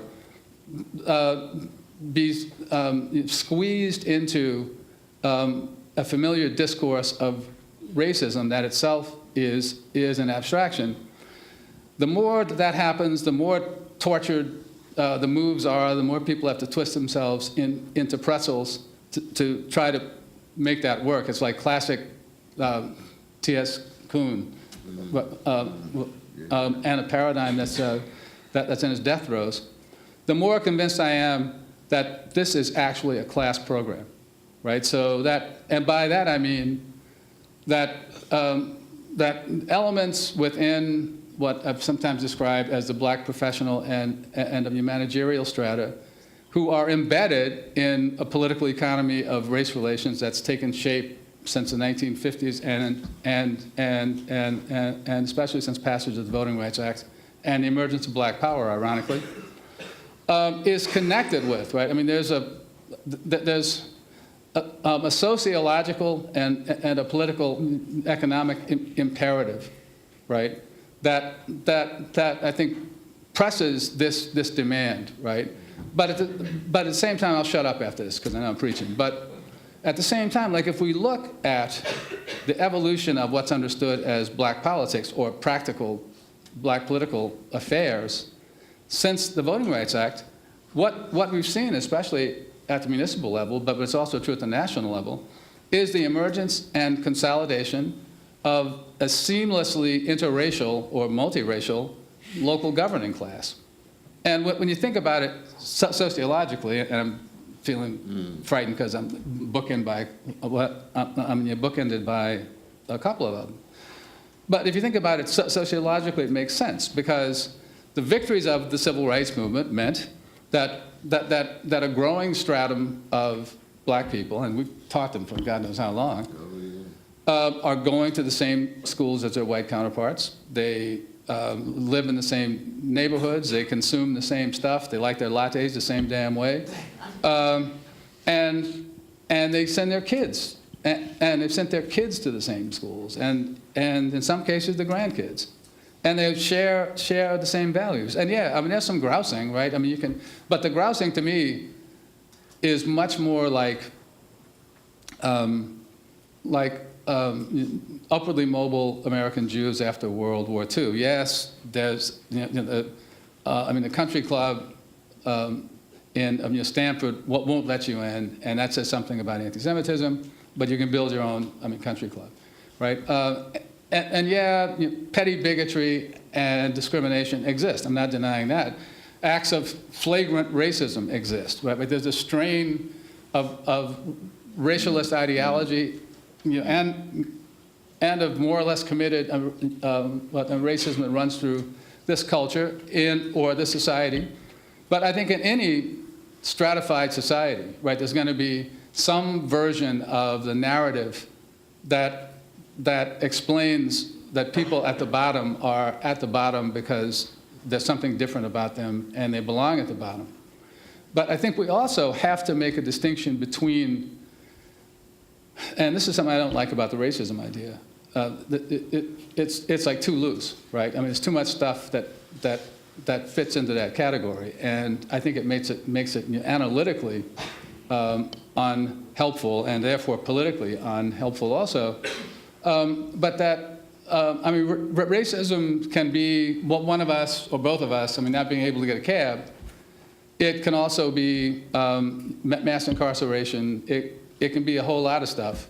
And it doesn't really, I don't think it's precise enough analytically as a way to understand the dynamic features of American inequality and of capitalism, what to call a dog by its right name, that reproduce these patterns of inequality, right? So I'll end like I began. I'm sorry about taking so much of our time, but I really did want to try to address this.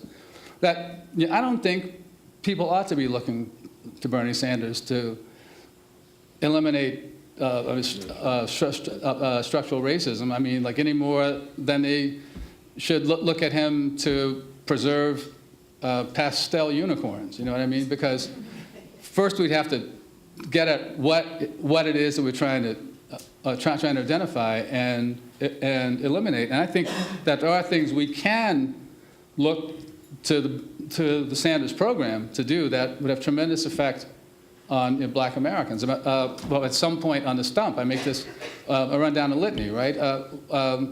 Wouldn't black and Latino Americans benefit disproportionately from a $15 an hour minimum wage, from right to a job, from free public higher education, from single-payer health care, and I'm missing others, because I don't want to look at my notes.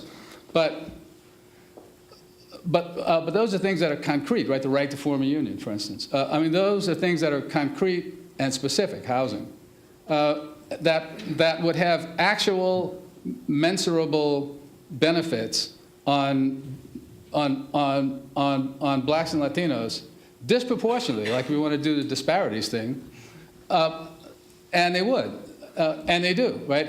And the mass incarceration issue is complex, but it's one that needs to be tackled as part of a revision, a radically revised approach to penal management and to criminal justice, right? That doesn't have to have like a Jim Crow window. You know what I mean? Like the drug, the sentencing disparity that people sometimes forget that Hillary Clinton's husband is responsible for. Is certainly a part of the story, but there's a whole lot more to the story than that. Like a massive jobs program, right? that would provide people alternatives, right, to the slinging rocks, basically, paying more money. But so we have to have a holistic approach to these matters. And all right, I'll shut up now. I'm going on way too long. I had a couple more things to say, but maybe they'll come up at some other point where we can talk privately. I mean, is that adequate or? Yes, thank you. Okay. I think our next question is from this side of the room. Kasim Lockhart, first year law student here. As far as you mentioned, Dr. West, you mentioned Black Lives Matter. It has been the trendsetter as far as modern day civil rights activism. But it also has set the trend, in my opinion, as far as creating a fad-like culture, a faddish culture where, because there's so much social media activism, that it quickly dies out like most fads on social media goes on, that occur. And you also mentioned discipline. So what's your recommendation as far as building that discipline, especially as us as students at higher educational institutions, sorry, and just what piece of advice would you give us to build on that discipline and to kind of meet Black Lives Matters, who are people who will go to a Bernie rally and call Bernie out because they will not stop. Because for every Missouri university, there's a Binghamton University, which is where I'm from, which is the school that I went to, where we will talk a good talk, put up a good fight, but last 2 out of 12 rounds.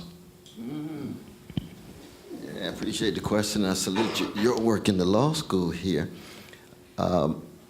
There's a wonderful book that I would recommend. My very dear sister, she's a very important intellectual. Her name is Keeanga Yamada Taylor. It's called From Hashtag Black Lives Matter to Black Liberation.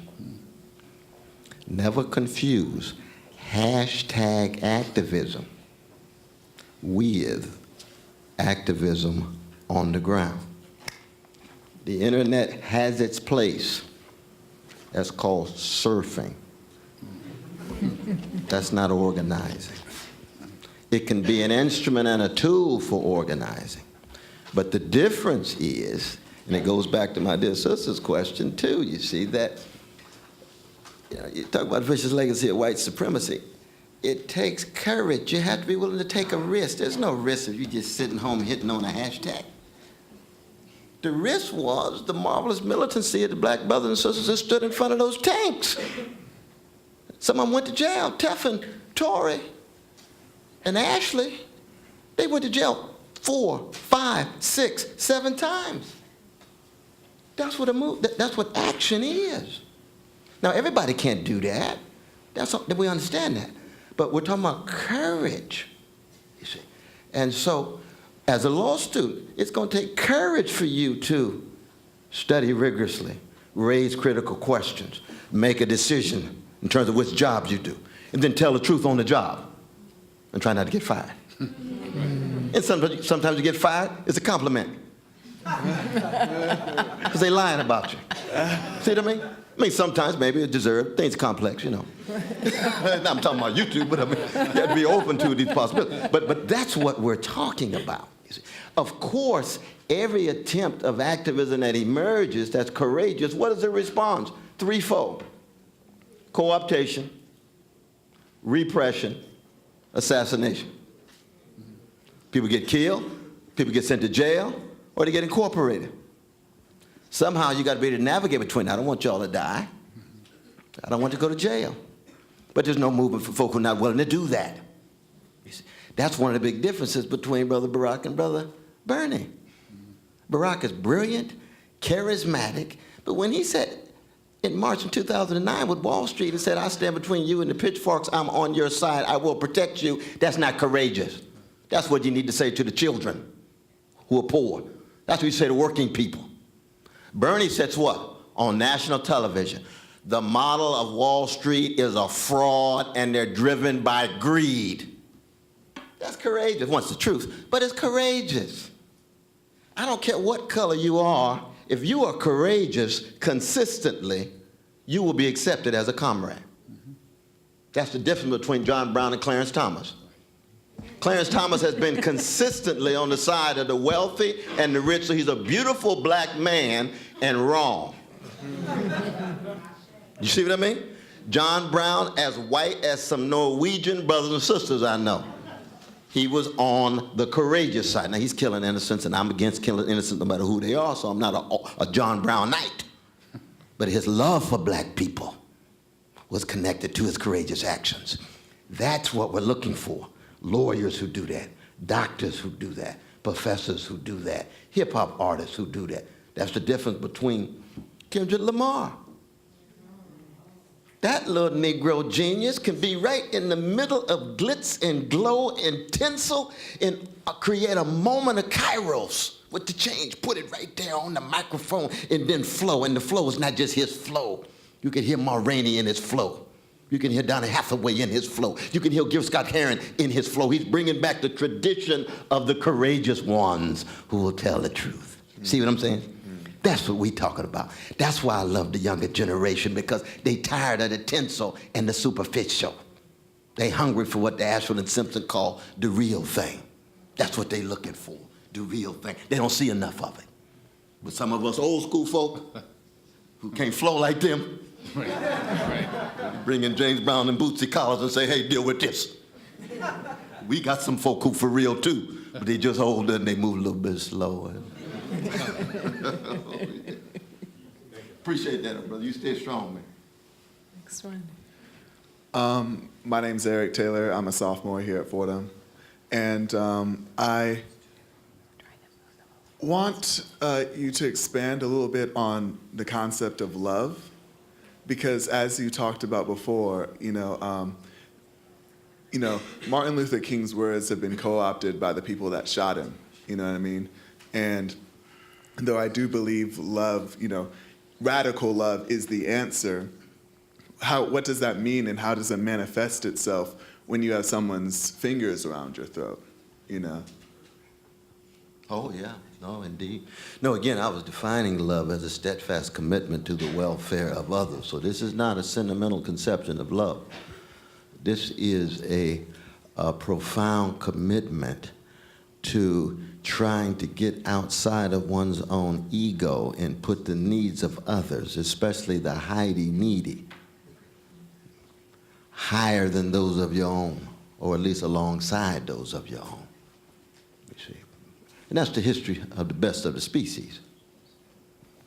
It really is. I mean, that's what Amos and Jesus, Buddha, Mohammed, Karl Marx, Murray Rothbard, that's all they're trying to get us to do. Have the courage to have a commitment to the welfare of others.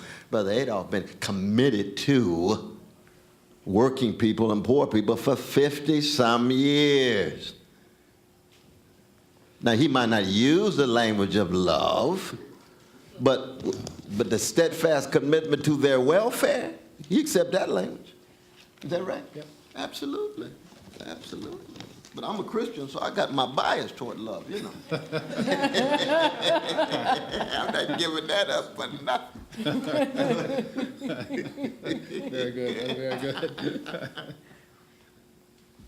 I think we have another question coming up from the right, or the left from your point of view.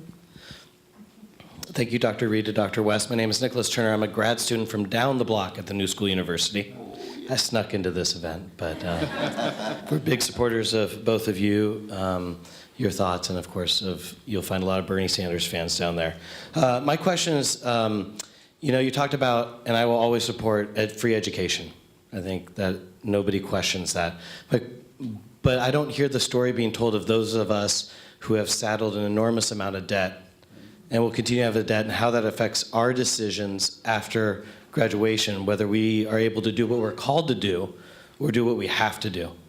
And especially in an environment where individual debt is a moral issue, but government and corporate debt is business as usual. There's that term strategic default. That as an individual, I am demonized and somehow, even if I were religious, less Christian to give my debt than a corporation that can default on a $75 million loan. So my question is, in the 2016, in higher education, who's going to be telling our story? And especially like those of us, everybody in this room, how do we get to do what we're called to do going forward? Yeah, it's a good question. I mean, the short answer to the 2016 is Bernie Sanders, right? I mean, a part of his program is, in fact, several reforms immediately that would reduce the interest rates, and I think you should speak to this, Heather, too. There is public service loan forgiveness that was initiated under the Obama administration. No, I'm in the same boat as you. Right, no. But they're like, But I'm trying to equate this to the idea that moving forward Right. is the idea of free education. But those of us who don't get to participate in that or didn't get a chance for that, if that ever happens, somehow miss out. So I want to fight for what I can get, not just what I'm allowed to have. Well, no. Right. And look, I would say, too, I mean, that, well, actually, I have a question for you. Sure. And, I mean, this isn't to deflect, but I'm just curious. How in the hell did the new school give that batch of honorary doctorates that they gave this year? What's going on down there since I left? I mean, I don't. There's I a don't difference recognize between places. administration and faculty, Okay. and a big division down there in the philosophies of that Gotcha. since I Van know, Zandt took 'cause over. I But- left when Kerry was president. But things have changed since Kerry. Yeah, but on the point, though, I mean, I think I almost said this like in response to another question too, that we didn't get into this position overnight. We're not going to get out of it overnight. And the fact of the matter is that even this program, or even a more radical program, is at this point really much more an organizing tool, right, than it is the stuff of policy and of implementation debates, right? I mean, that's why that's one reason I keep arguing that we shouldn't get drawn into debates about how we're going to pay for this. We shouldn't get drawn into nitpicking with neoclassical economists, right? Because that's not how you build a movement. That's not how you build a campaign. That's not what people out there who are inclined to listen to our message are going to respond to either way. And I think, alas, that's also true in a lot of ways about foreign policy, or at least the way they want to talk about foreign policy. So the way I look at this, and I'm not speaking for the Sanders campaign on this point either, but I mean, the way I'm looking at this is that to win anything, right, like to win the nomination, much less win in November, is going to depend on building and immobilizing a broad enough social and political movement, right, that would be capable of changing the terms of political debate. One thing that often comes up that's kind of like this, well, not exactly, but how can Sanders do all this, ironically, which is like, in one sense, 180 degrees away from your question. In the face of a hostile Congress. And my response to that is often, well, for him to win, the Congress will have to become that much less hostile. It's not going to flip overnight, but presumably, like, if he were to win and to do things the right way, the Congress would be more open to debt forgiveness, debt forgiveness, which is a program I would support, frankly, because like you say, but right, we need a TARP for students, right, in America. And I just thought of that slogan, but I will go trademark it, like in the same way that the Black Lives Matter Sisters have trademarked the hashtag. And then the Congress will be somewhat more sympathetic in 2018. And then in 2020, if he's reelected, then that Congress will be more sympathetic or less unsympathetic. And at some point, the movement will tip it in our way, and we can actually have the political fight that we need to have. Because the fact of the matter is, And I know, like a lot of academics, and this also speaks to the demobilized character of our politics. And so much of what passes for an academic left, really tends to get off on like parsing the different ways to implement something that we don't have the social power to implement anyway. There's a group that came out of the labor teach-ins, like in the late 90s, called Scholars, Artists, and Writers for Social Justice.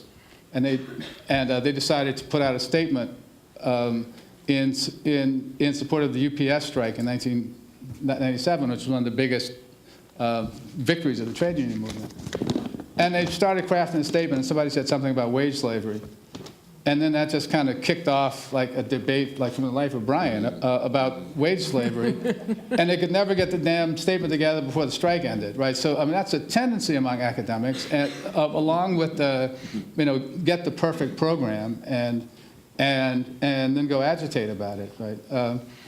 But this isn't really a satisfactory response to how to attack this obscene loan indebtedness thing.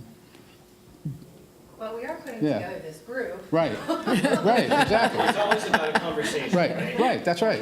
No, I'm not asking for action, I'm asking for the. yeah, well, I say, What we're trying to do, so, and I would invite you especially because you brought this up, but everyone in this room. yeah, It's on Bernie Sanders' website, and we're doing this kind of stuff. And Right. we're trying to use the campaign as a vehicle, and like I said, absolutely hope that it lasts beyond. And it's not just about free public hire, it's much broader. So, what? sorry to cut that. Yeah, no, right. No, all I was going to say is what she said. He says that a lot. Yeah, it's true. I need to officially inquire of our esteemed and now beloved guests if they can stay a little longer. It looks like we have absolutely. 5 Yeah, and absolutely. 4, so maybe another half an hour, Yeah. 40 Yeah, minutes no, or something. totally. Okay, fantastic. Thank you. Yeah.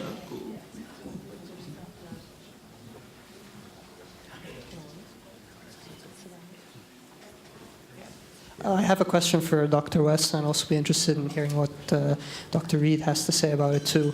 Dr. West, as I'm sure your close friend Chris Hedges has been quite, shall we say, skeptical and critical of Bernie Sanders. Now, I'm not saying I share his critiques necessarily, but one of his main criticisms was that Bernie Sanders is not a Henry Wallace in the sense that he's not standing up to the military half of the military-industrial equation, and that he's not viciously critical enough of American imperialism, that his voting record on the Military Appropriations Act is quite worrying. He's also said, and that's his phrase, that Sanders is in AIPAC's pocket when it comes to Israel's treatment of the Palestinians. And his basic idea is that if Sanders will not stand up for some of the oppressed overseas, then he's not going to be able to stand up for the oppressed at home. And I'm wondering what the two of you think about this critique and whether it's valid, whether it's invalid. No, I appreciate the question. No, Brother Chris Hedges, I think he has a number of persuasive points. There's no doubt that the neo-populism of my dear brother Bernie is not one that leads toward an anti-imperialist program. He is critical of the military budget. He wants to transfer funds from military budget to education, jobs with a living wage. I think that's very important. He's not in the back pocket of the deeply right-wing lobby called Apex, but he's not as progressive when it comes to the plight and predicament of my dear Palestinian brothers and sisters. Hillary, of course, it was a sycophantic lecture she gave, you know what I mean? He refused to go. The speech that he did give say, well, I'm trying to keep track of the extreme violence on both sides. I'm trying to talk about the value. Just the very notion that a Palestinian life has the same value as a Israeli Jewish life, because you got Israeli Arabs, as you know, too. That needs to be said over and over again, in the same way the life of a Muslim has the same value as a Christian. That needs to be said over and over and over again. See, he's willing to say something like that. That doesn't make you an anti-imperialist, but at least it gives you a moral tilt.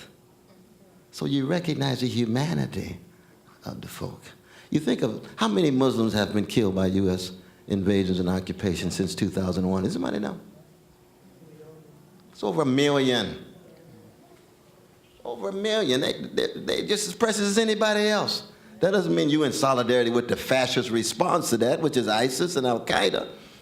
You can't just run around and kill 1 million folk. I mean, if 1 million white Christians were killed in 12 years, the Ku Klux Klan would be a major mass movement. Because a white life has value. It ought to have value. But the Klan would be a fascist response to that, the way ISIS is a fascist response.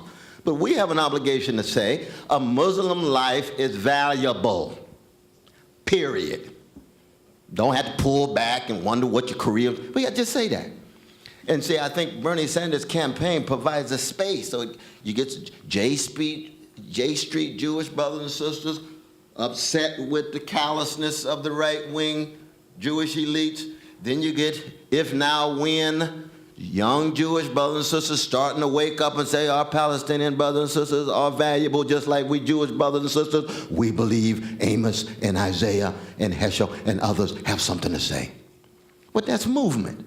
That's still not anti-imperialist yet. But that's movement. The occupation is wrong. If there were a Palestinian occupation of Jewish brothers and sisters, we ought to be just as intense as our critique as an Israeli occupation of Palestinian brothers and sisters. That's what morality is. And we had to be able to say that. Well, we're moving in a direction. It was 30 years ago, Edward Said and I were protesting in front of New York Times just to call it an occupation. They wouldn't use the language. You all remember Edward Said. Never forget his work and his witness. Just to call it an occupation. That's 30 years ago. So in that sense, no, Bernie is not as anti-imperialist as I would like, and I disagree with my brother. I love and respect him on other issues. But he knows that I'm going to be in his camp to raise my voice. Because I'm a jazz man. I don't play in no military band. I play in the jazz orchestra, which means you got to be true to yourself. You're not just playing the notes on the page. That's a fundamental difference. So Chris Hedges pushing these forward. Now, Chris disagrees with me, Brother West. You wasting your time with Bernie. I say, no, brother, I think that this is the possibility of expanding. So we go back and forth. Yeah, I guess all I would add is that, I don't know, I mean, Chris I don't know him actually, but Chris Hedges has always struck me as a more of a powerful moral and ethical voice. That's true. And I mean, I think an analog, like in American history, is 1840s, 1850s, right? The creative tension between abolitionism, which was a moral stance, and what Eric Foner has described as political anti-slavery, which was like a much more broadly based alliance of people who were opposed to slavery for a variety of reasons, was useful. And I'm sure that the political anti-slavery people really were annoying often enough to the high moral abolitionists, and vice versa.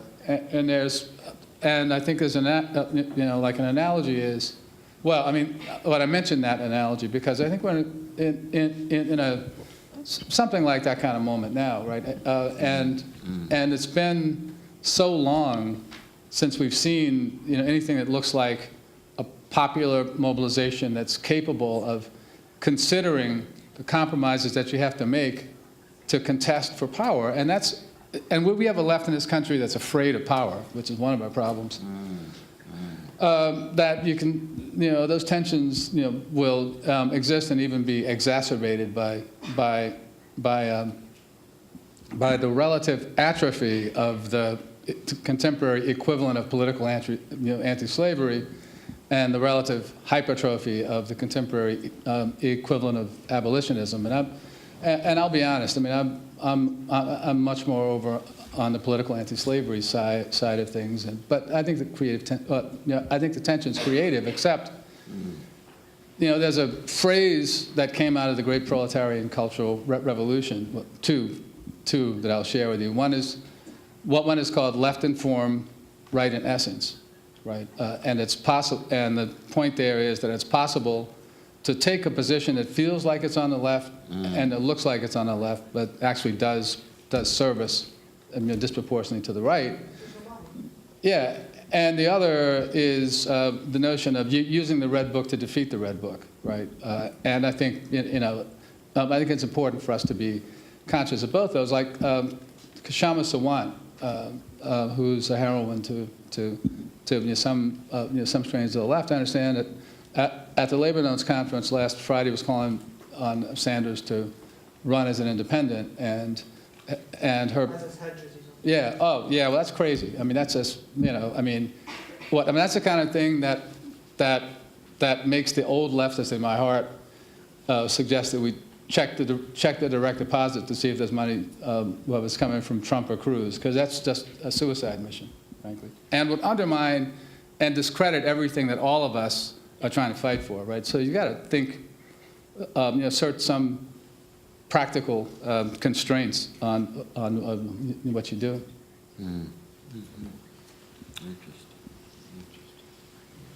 Hi, what's up, guys? My name is Martin, and I'm an advertising public relations major as well as film, and I'm minoring in marketing.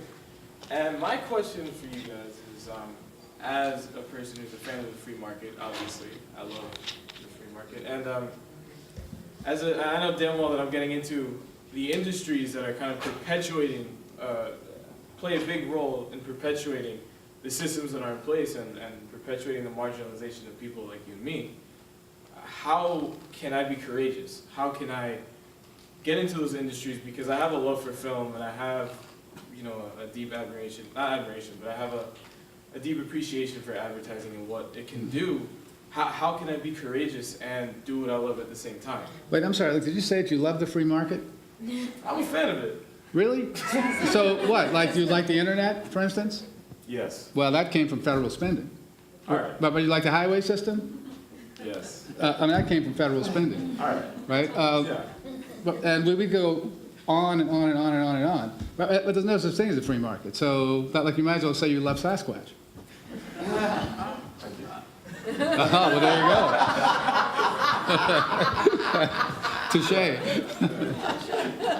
But, okay, maybe I should rephrase that. Maybe I should say that I like the creativity that comes with the free market, and the creativity in marketing and merchandising and things like that. So how can I be courageous? Well, so I'm not even sure that creativity comes from those quarters. Like, after the Bolshevik Revolution in Russia from 1917 to 1922, there was a tremendous flowering of artistic expression, right, and experimentation in the film industry, painting, fiction, right, because the state supported it, right, and subsidized artists, and you created space for it. Cuba, since 1959, has been the same, right? And it's not like the lash of the free market, right? The free market means like you root hog or die, basically, right? And in fact, it's the unregulated operation of real estate market forces in this city and in most other cities around the country that had vibrant jazz scenes, for instance, that undermined them, right? Because it priced the artists' venues, right?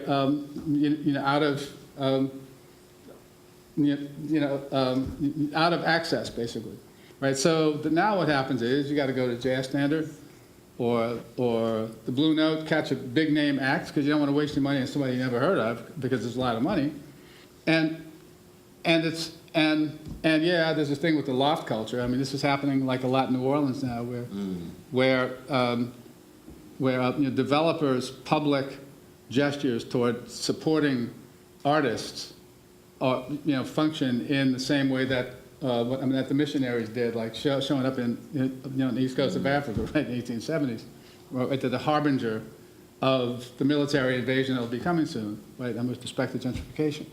So I'm not sure, actually, that the market does the work that you want it to do, and I suspect that you'd actually be better off with respect to expressing your talents and your interests in a socialist society than you would be in this one.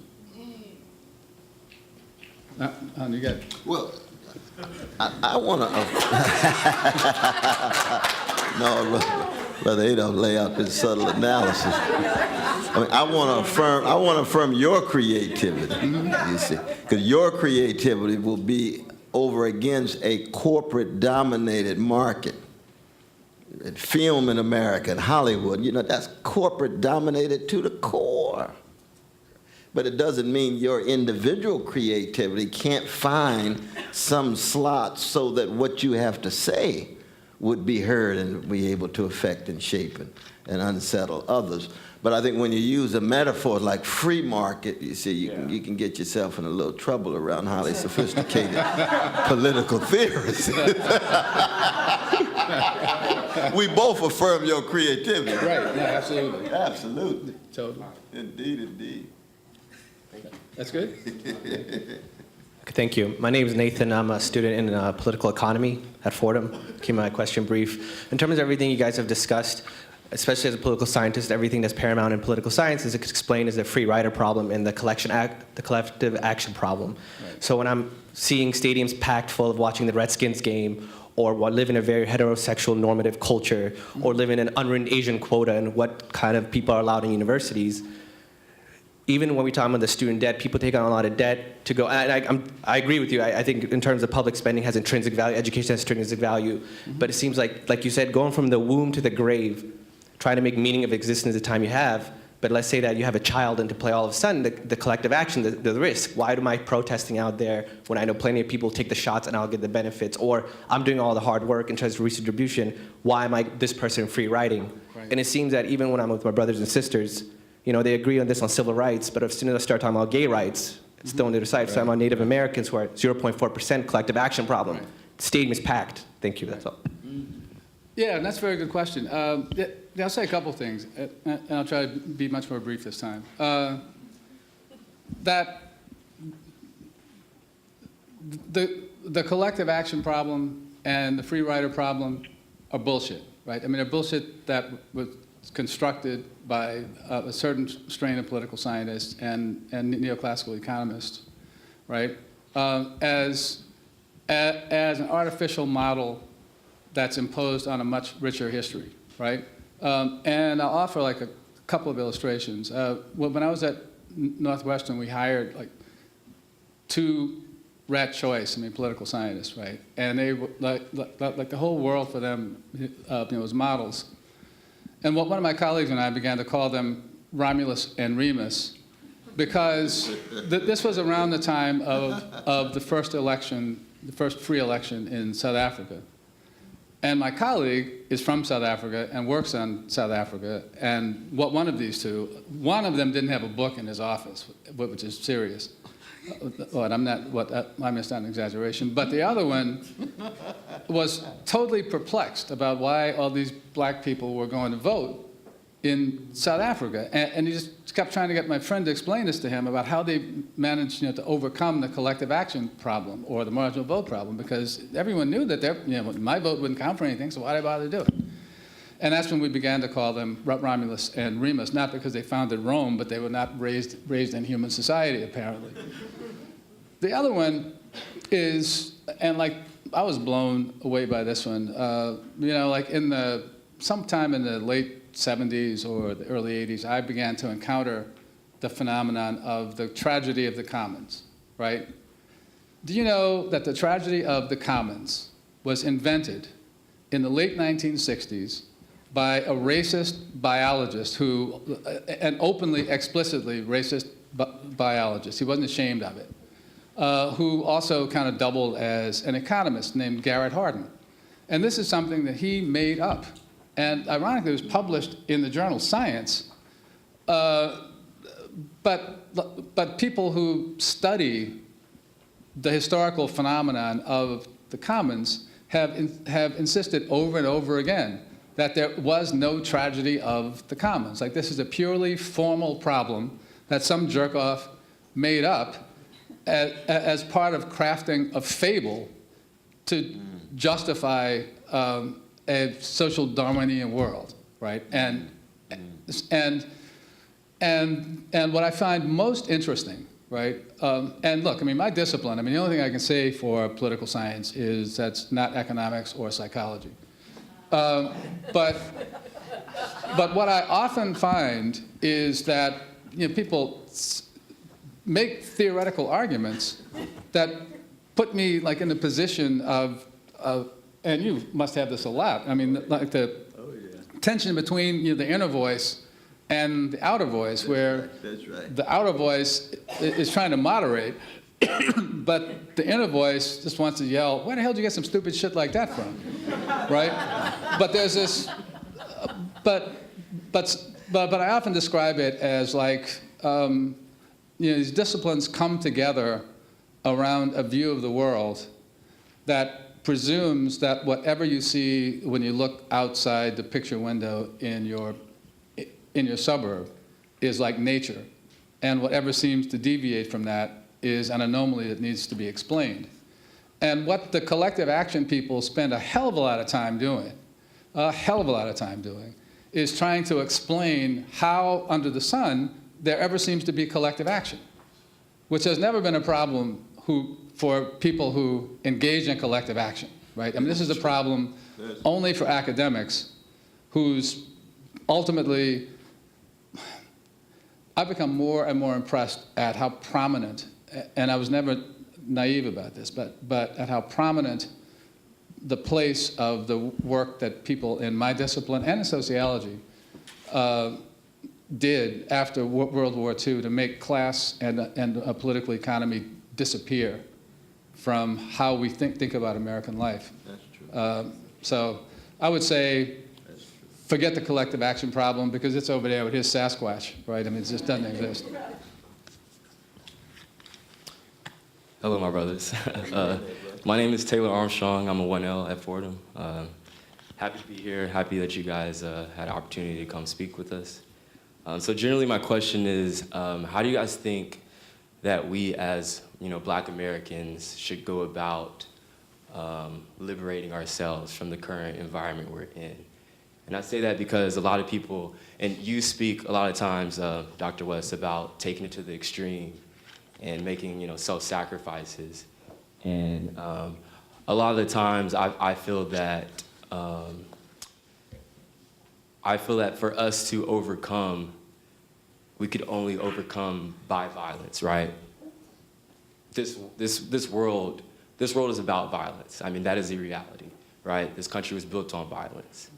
Every country is built on violence. Any successful civilization came about because of violence, right? Nobody's gonna, just allow their property, their stuff to be taken, regardless of who you may think it is. You might think it's yours, I might think it's mine. Anyway, generally, so I actually wrote my question down, so let me get to the whole thing of it. That was quite a prologue, brother. Anyway, so I actually said part of my question, but I really want to say it how I wrote it down. So, and I don't say that because I like violence, but it is a reality situation. So anyway, let's see. Yeah, because a lot of people forget like the '60s movement, right? It was backed by that willingness to fight. You had the Black Panther parties, you had the riots in a lot of these different cities. And I just want to get you guys' answer on, how we go about that, like adding the message to the movement. Is that the way? Is that the way you guys see? Or do you think that we could, wiggle our way into these institutions and, join the table that way? I'm just curious to hear you guys' thoughts on that. Oh, I appreciate your prologue and your question. I think we have to use every possible moral and spiritual and political and economic weapon that we can in order to defend ourselves, to respect ourselves, and try to move in the direction of self-determination.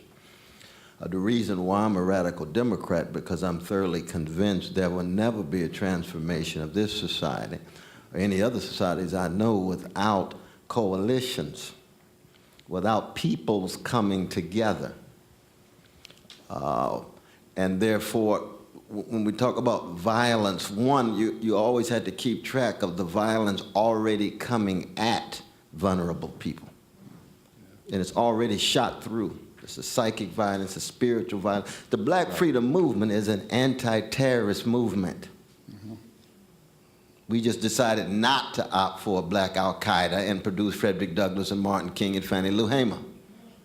but it's anti-terrorist because it was terror coming at us. Physical terror, social terror, psychic terror, spiritual terror, and so forth. But do you think these people like Dr. Martin Luther King, do you think, what's that been like 60, well, King 50 years ago? represents the pacifist wing of the black freedom movement. There are a lot of people who follow King. And I think that is a pacifists. big part of why he has been uplifted and why you don't really read about in the history books. Why somebody like Malcolm and others might not. Exactly. But the problem is you don't want to fetishize it, though, brother, because when you feel as if you're relatively impotent, it's a human thing to want to ascribe magical powers, strategies that will seemingly give you a feeling of empowerment. Right. See, we live in America. America got a national security state. They got the most massive military apparatus. So you and I, we were serious about violence. We have signed our death certificate. It was nice knowing you, and it was nice knowing me. It's over. So what we do is this. We have to have the same righteous indignation that people who are willing to die have. But we got to be wise enough in dealing with what we're dealing with. That's why we have coalitions. That's why we come together across brown, white, red, yellow, women, gay, man, and so forth and so on to attempt to democratize this society. Now, what we mean by that's a larger issue, you see. So there's nothing wrong with having a righteous indignation about the injustice that would lead toward, dang, I just feel like being violent. Right. You just turn on some John Coltrane, cool off. Yeah. Because he's pretty violent. Right. You see. Totally. Oh, yeah, Charlie Parker. It was play of murder. Absolutely. That's what Leroy Jones, Baraka says. He's right about that. Because Eiler, absolutely. Absolutely. So in that sense, it's a matter of having that sense of injustice and the rage, and then how do you channel that rage? Well, you don't want to channel the rage in such a way you just invite the nation state to crush you like a cockroach. They will do that. No doubt about that. That doesn't mean I'm not a pacifist like Martin King at all. You see, so that, people come to my house or something. I got something for them, you know what I mean? Or if I was in South Africa, I would have joined the Spirit of Nation in the name of Jesus. Because I would explore every possible nonviolent option. They still treating us like cockroaches. We must defend our mothers, our children, our brothers, our grandfathers, and so forth. You're not going to come in the community and just kill everybody like we don't respect ourselves. I'm a human being. But that's not offensive. That's defensive. Right. You see what I mean? Just like coming to my house. That's defensive. So that in that sense, when we talk about violence, you always start with the violence coming at you, the institutionalized violence, and then what response. And if the response is just going to be, I'm going to be big and bad and pose and posture, then we back to the culture of spectacle again. You see, it's like a lot of hip-hop artists. They talk bad in the studio when it's time to go to jail and Black Lives Matter. Can't find the Negroes. Exactly. Yeah. They're just talking. That's called lip sync. That's Milli Vanilli. That ain't Curtis Mayfield. That ain't the real thing. We got to draw a distinction between them. Yes. And we're bringing like a couple of other small changes on that. I mean, one is, I agree. I've never heard it put better than, I'm going to get it wrong, but the point is, the fetishization of a strategy or tactics. And this happened a lot, especially in the 60s. By the late 60s, a crucial distinction, one that Aronovich writes about quite clearly in False Promises. There's an important distinction between being militant and being radical. Militancy is a posture, right? The American trade union movement has been among the most militant in the world. Being radical has to do with a program, right? And what the program is. And I'll say this about the Black Panthers, because I'm teaching this Oakland in my class now. There's a lot of reification of what the Black Panthers were, right? The Black Panthers never really had a solid political base outside Oakland, right? They did maybe for a minute in near Chicago. They did like in a little corner of New Orleans, like in the Desire Project. But the Black Panther Party was never really a substantial social force in American politics, and I dare say, or black politics for that matter. And I dare say that by the end of the 1960s, at least on the East Coast, it may have been different in Oakland, but on the East Coast, half of them were either cops or thugs or cops and thugs, right? And frankly, like, the violence thing, like, I mean, well, when I hear somebody make a call for violence, my first response would be to ask them, so which part of military intelligence are you with, right? And as my brother said, I mean, you can't, it can sound, I mean, this is something else that can sound like appealing as an option, but the power of this state is such, right, that even the greatest incursions that left forces have made in the Western Hemisphere, in Brazil, Venezuela, Ecuador, and Bolivia, have been hampered all along because of a need to maintain broad enough coalitions that would remove or preempt the justification of the U.S. from proclaiming a government to be violating somebody's human rights and sending the 82nd down here. And the other point I want to make about this, too, I mean, since it's a matter, like a moment of kind of complicating the historical record, I take your point about King. And I'd just like to underscore that, as important a figure, and especially a moral figure, as Martin Luther King was, he only became the March on Washington posthumously, right? And I mention that because the March on Washington, 1963, was originated by A. Philip Randolph of the Brotherhood of Sleeping Car Porters, longtime socialist, and a trade union leader, and his aide, Bayard Rustin. And it was organized actually by the Negro American Labor Council, which Randolph and Rustin had created. More to the point, it was initially, well, it was always, or it was, the March on Washington for Jobs and Freedom. It was originally a jobs march, right? Because those guys understood, and this speaks directly to the coalitional question, that the purpose of politics ultimately is, and this is going to be another Maoist slogan, but the struggle to unite the many to defeat the few.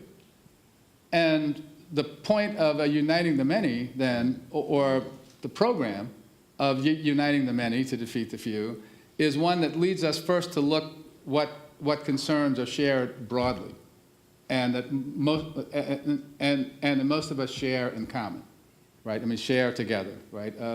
Status, conditions in the world, and in this country, as in most of the world, the most broadly shared identity, right, is people who either work for a living or are expected to work for a living every day, right? And that's the basis on which Rustin, Randolph, others understood that the way to advance black politics, and they're very clear about this. So after the victories of the civil rights movement, they said, look, like we need a different kind of movement now, because to continue to advance the interests of black Americans is going to require transformation of the American political economy. And black people can't do that by themselves.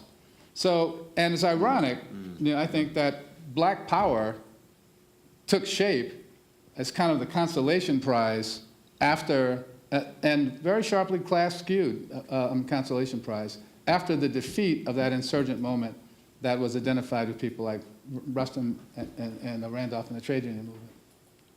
So I'm done. Thank you very much. Thank you, guys. Hey, so we talked already. But Brother Cornel, I just want to apologize. Is it okay if I call you Brother Cornel? Absolutely. All right. I felt like I was disrespecting you when I called you that, but I always wanted to say that. So. You don't disrespect me. Absolutely, my brother. You elevate me, call me brother. But it's just one L, you know that. Oh, yeah. No, I got you. I won't play you like that. Not the 2L. So, Professor Reed, I really appreciate you talking about structural racism. You talked to me about that earlier. And that ties in with the whole racial disparity argument that you put forth in that article that you wrote, that I read, and I really enjoyed it. Because as Barbara Fields was saying, she said this in her book, Racecraft, we don't have a straightforward way of talking about inequality in this country. It always gets into these racial terms, and that doesn't really get us to changing the capitalist system, which subsequently becomes reproduced by having the interests of the professional managerial class, whether they be white or black, because it was the black professional managerial class that led the movement for gentrification of Harlem, which no one wants to talk about. And so these are the things that like no one wants to talk about. And I want to talk about inequality straightforwardly. And so my question is specifically directed to you, Brother Cornel, with one L. So you know, I get into that YouTube hole watching videos of you, you know, musing and speaking the truth, as you would say. And there was one where you got into a debate with our good friend Reverend Al Sharpton on MSNBC about police brutality and stop and frisk and such. And you made the point that would Obama be okay with having a Wall Street oligarch being stopped and frisked? And that, to me, that hit home. And also, I was thinking about this, and this is like a little bit of a side note, and I'm sorry I'm taking up a little bit of time, but I had an interview at a bank. We won't say the bank's name.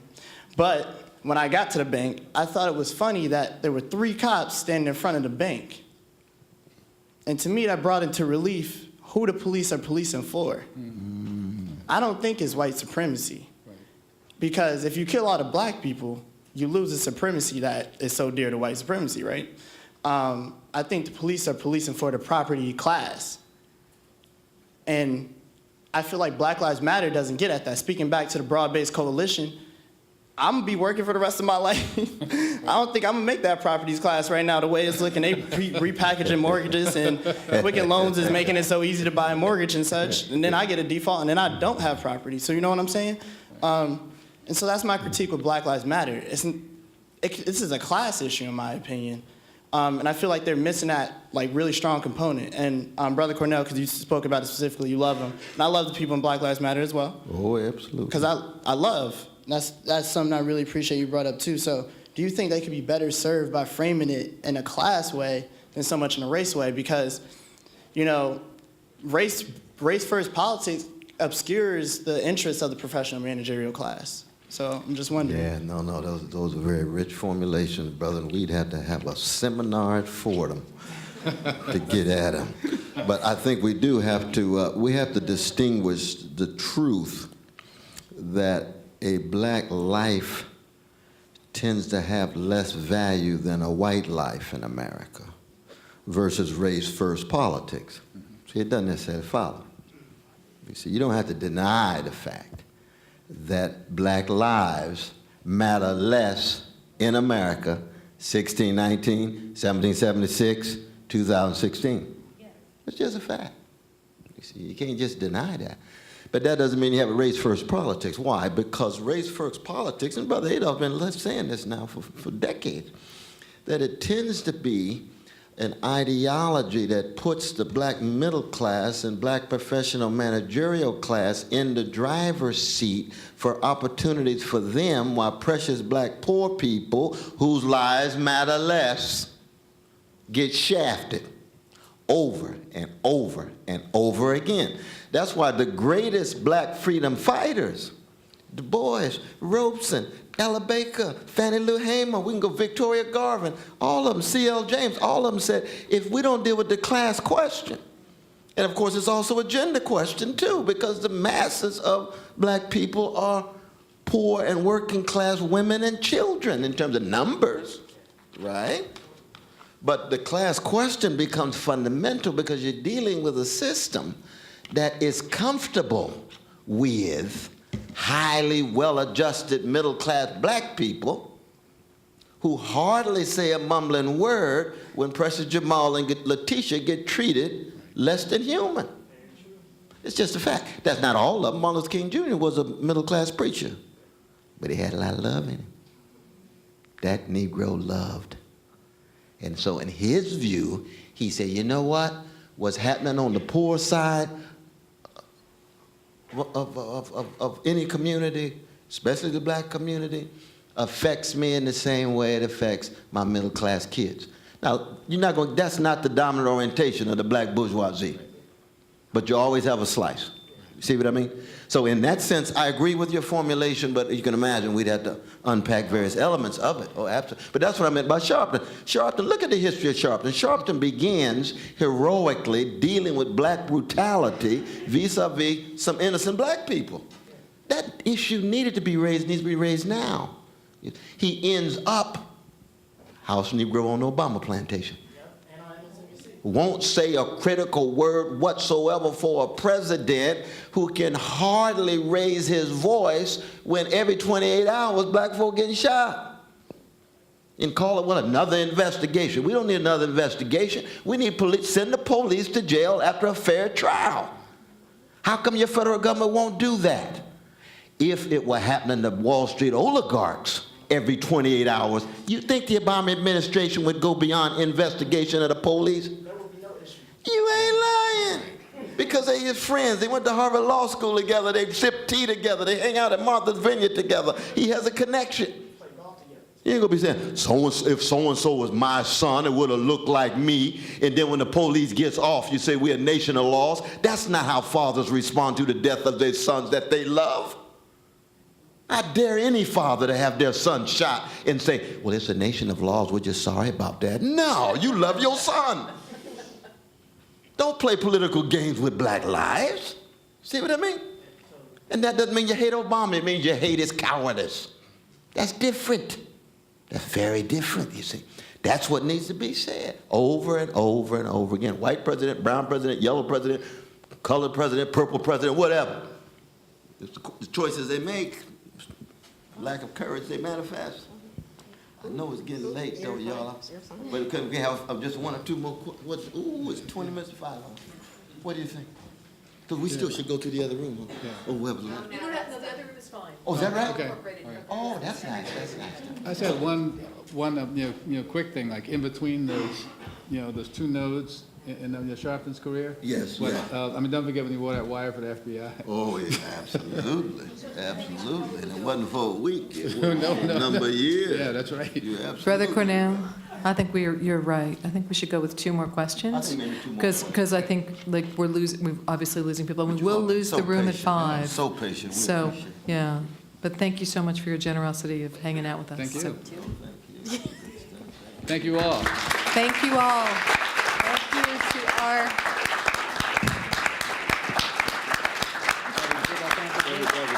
Well, I'm going to meet my wife at 5:30. We have to drink for 25.